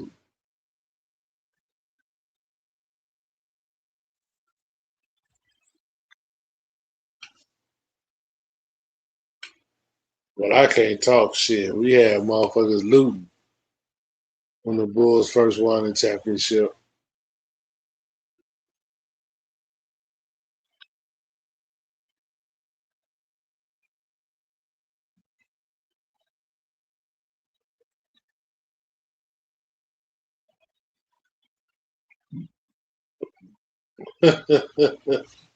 I wish I was 70. But man, that shit is so because you got to have a ticket or something to get in there. That shit is sold out for the rest of the summer.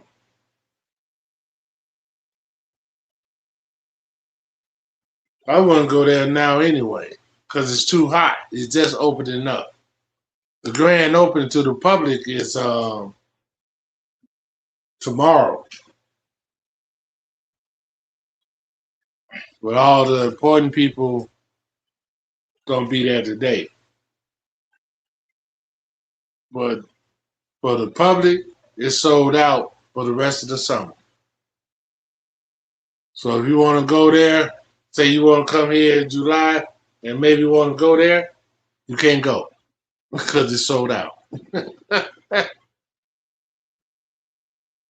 So if you ever want to come to Chicago and go to the Obama thing, make plans for next year. Because I know you ain't going to come when it's cold. But come next summer.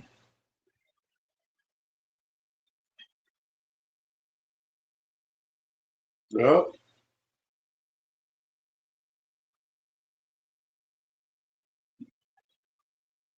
Yep. Straight up.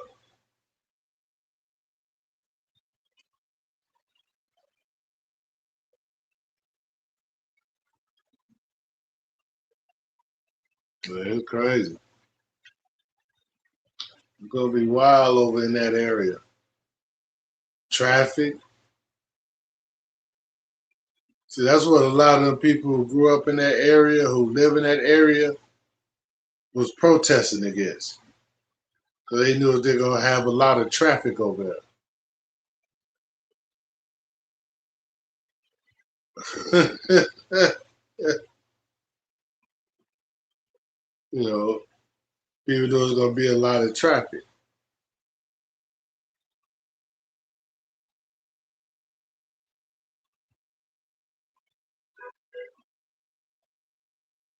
So,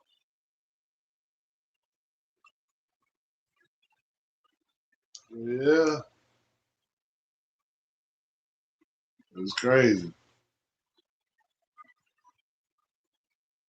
It's crazy.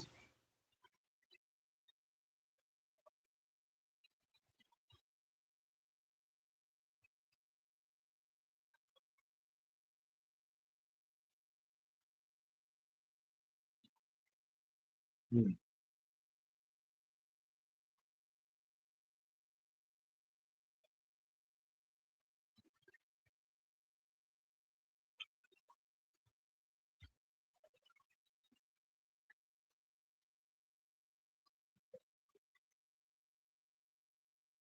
Yeah, I'm about to get out of here, Preacher Paul. But thanks for coming through, bro. And like I say, thanks to everybody else who came through. I appreciate it. You know, put God in your life. You know, live to your best ability. Okay, guys. Talk to y'all later. Uh huh.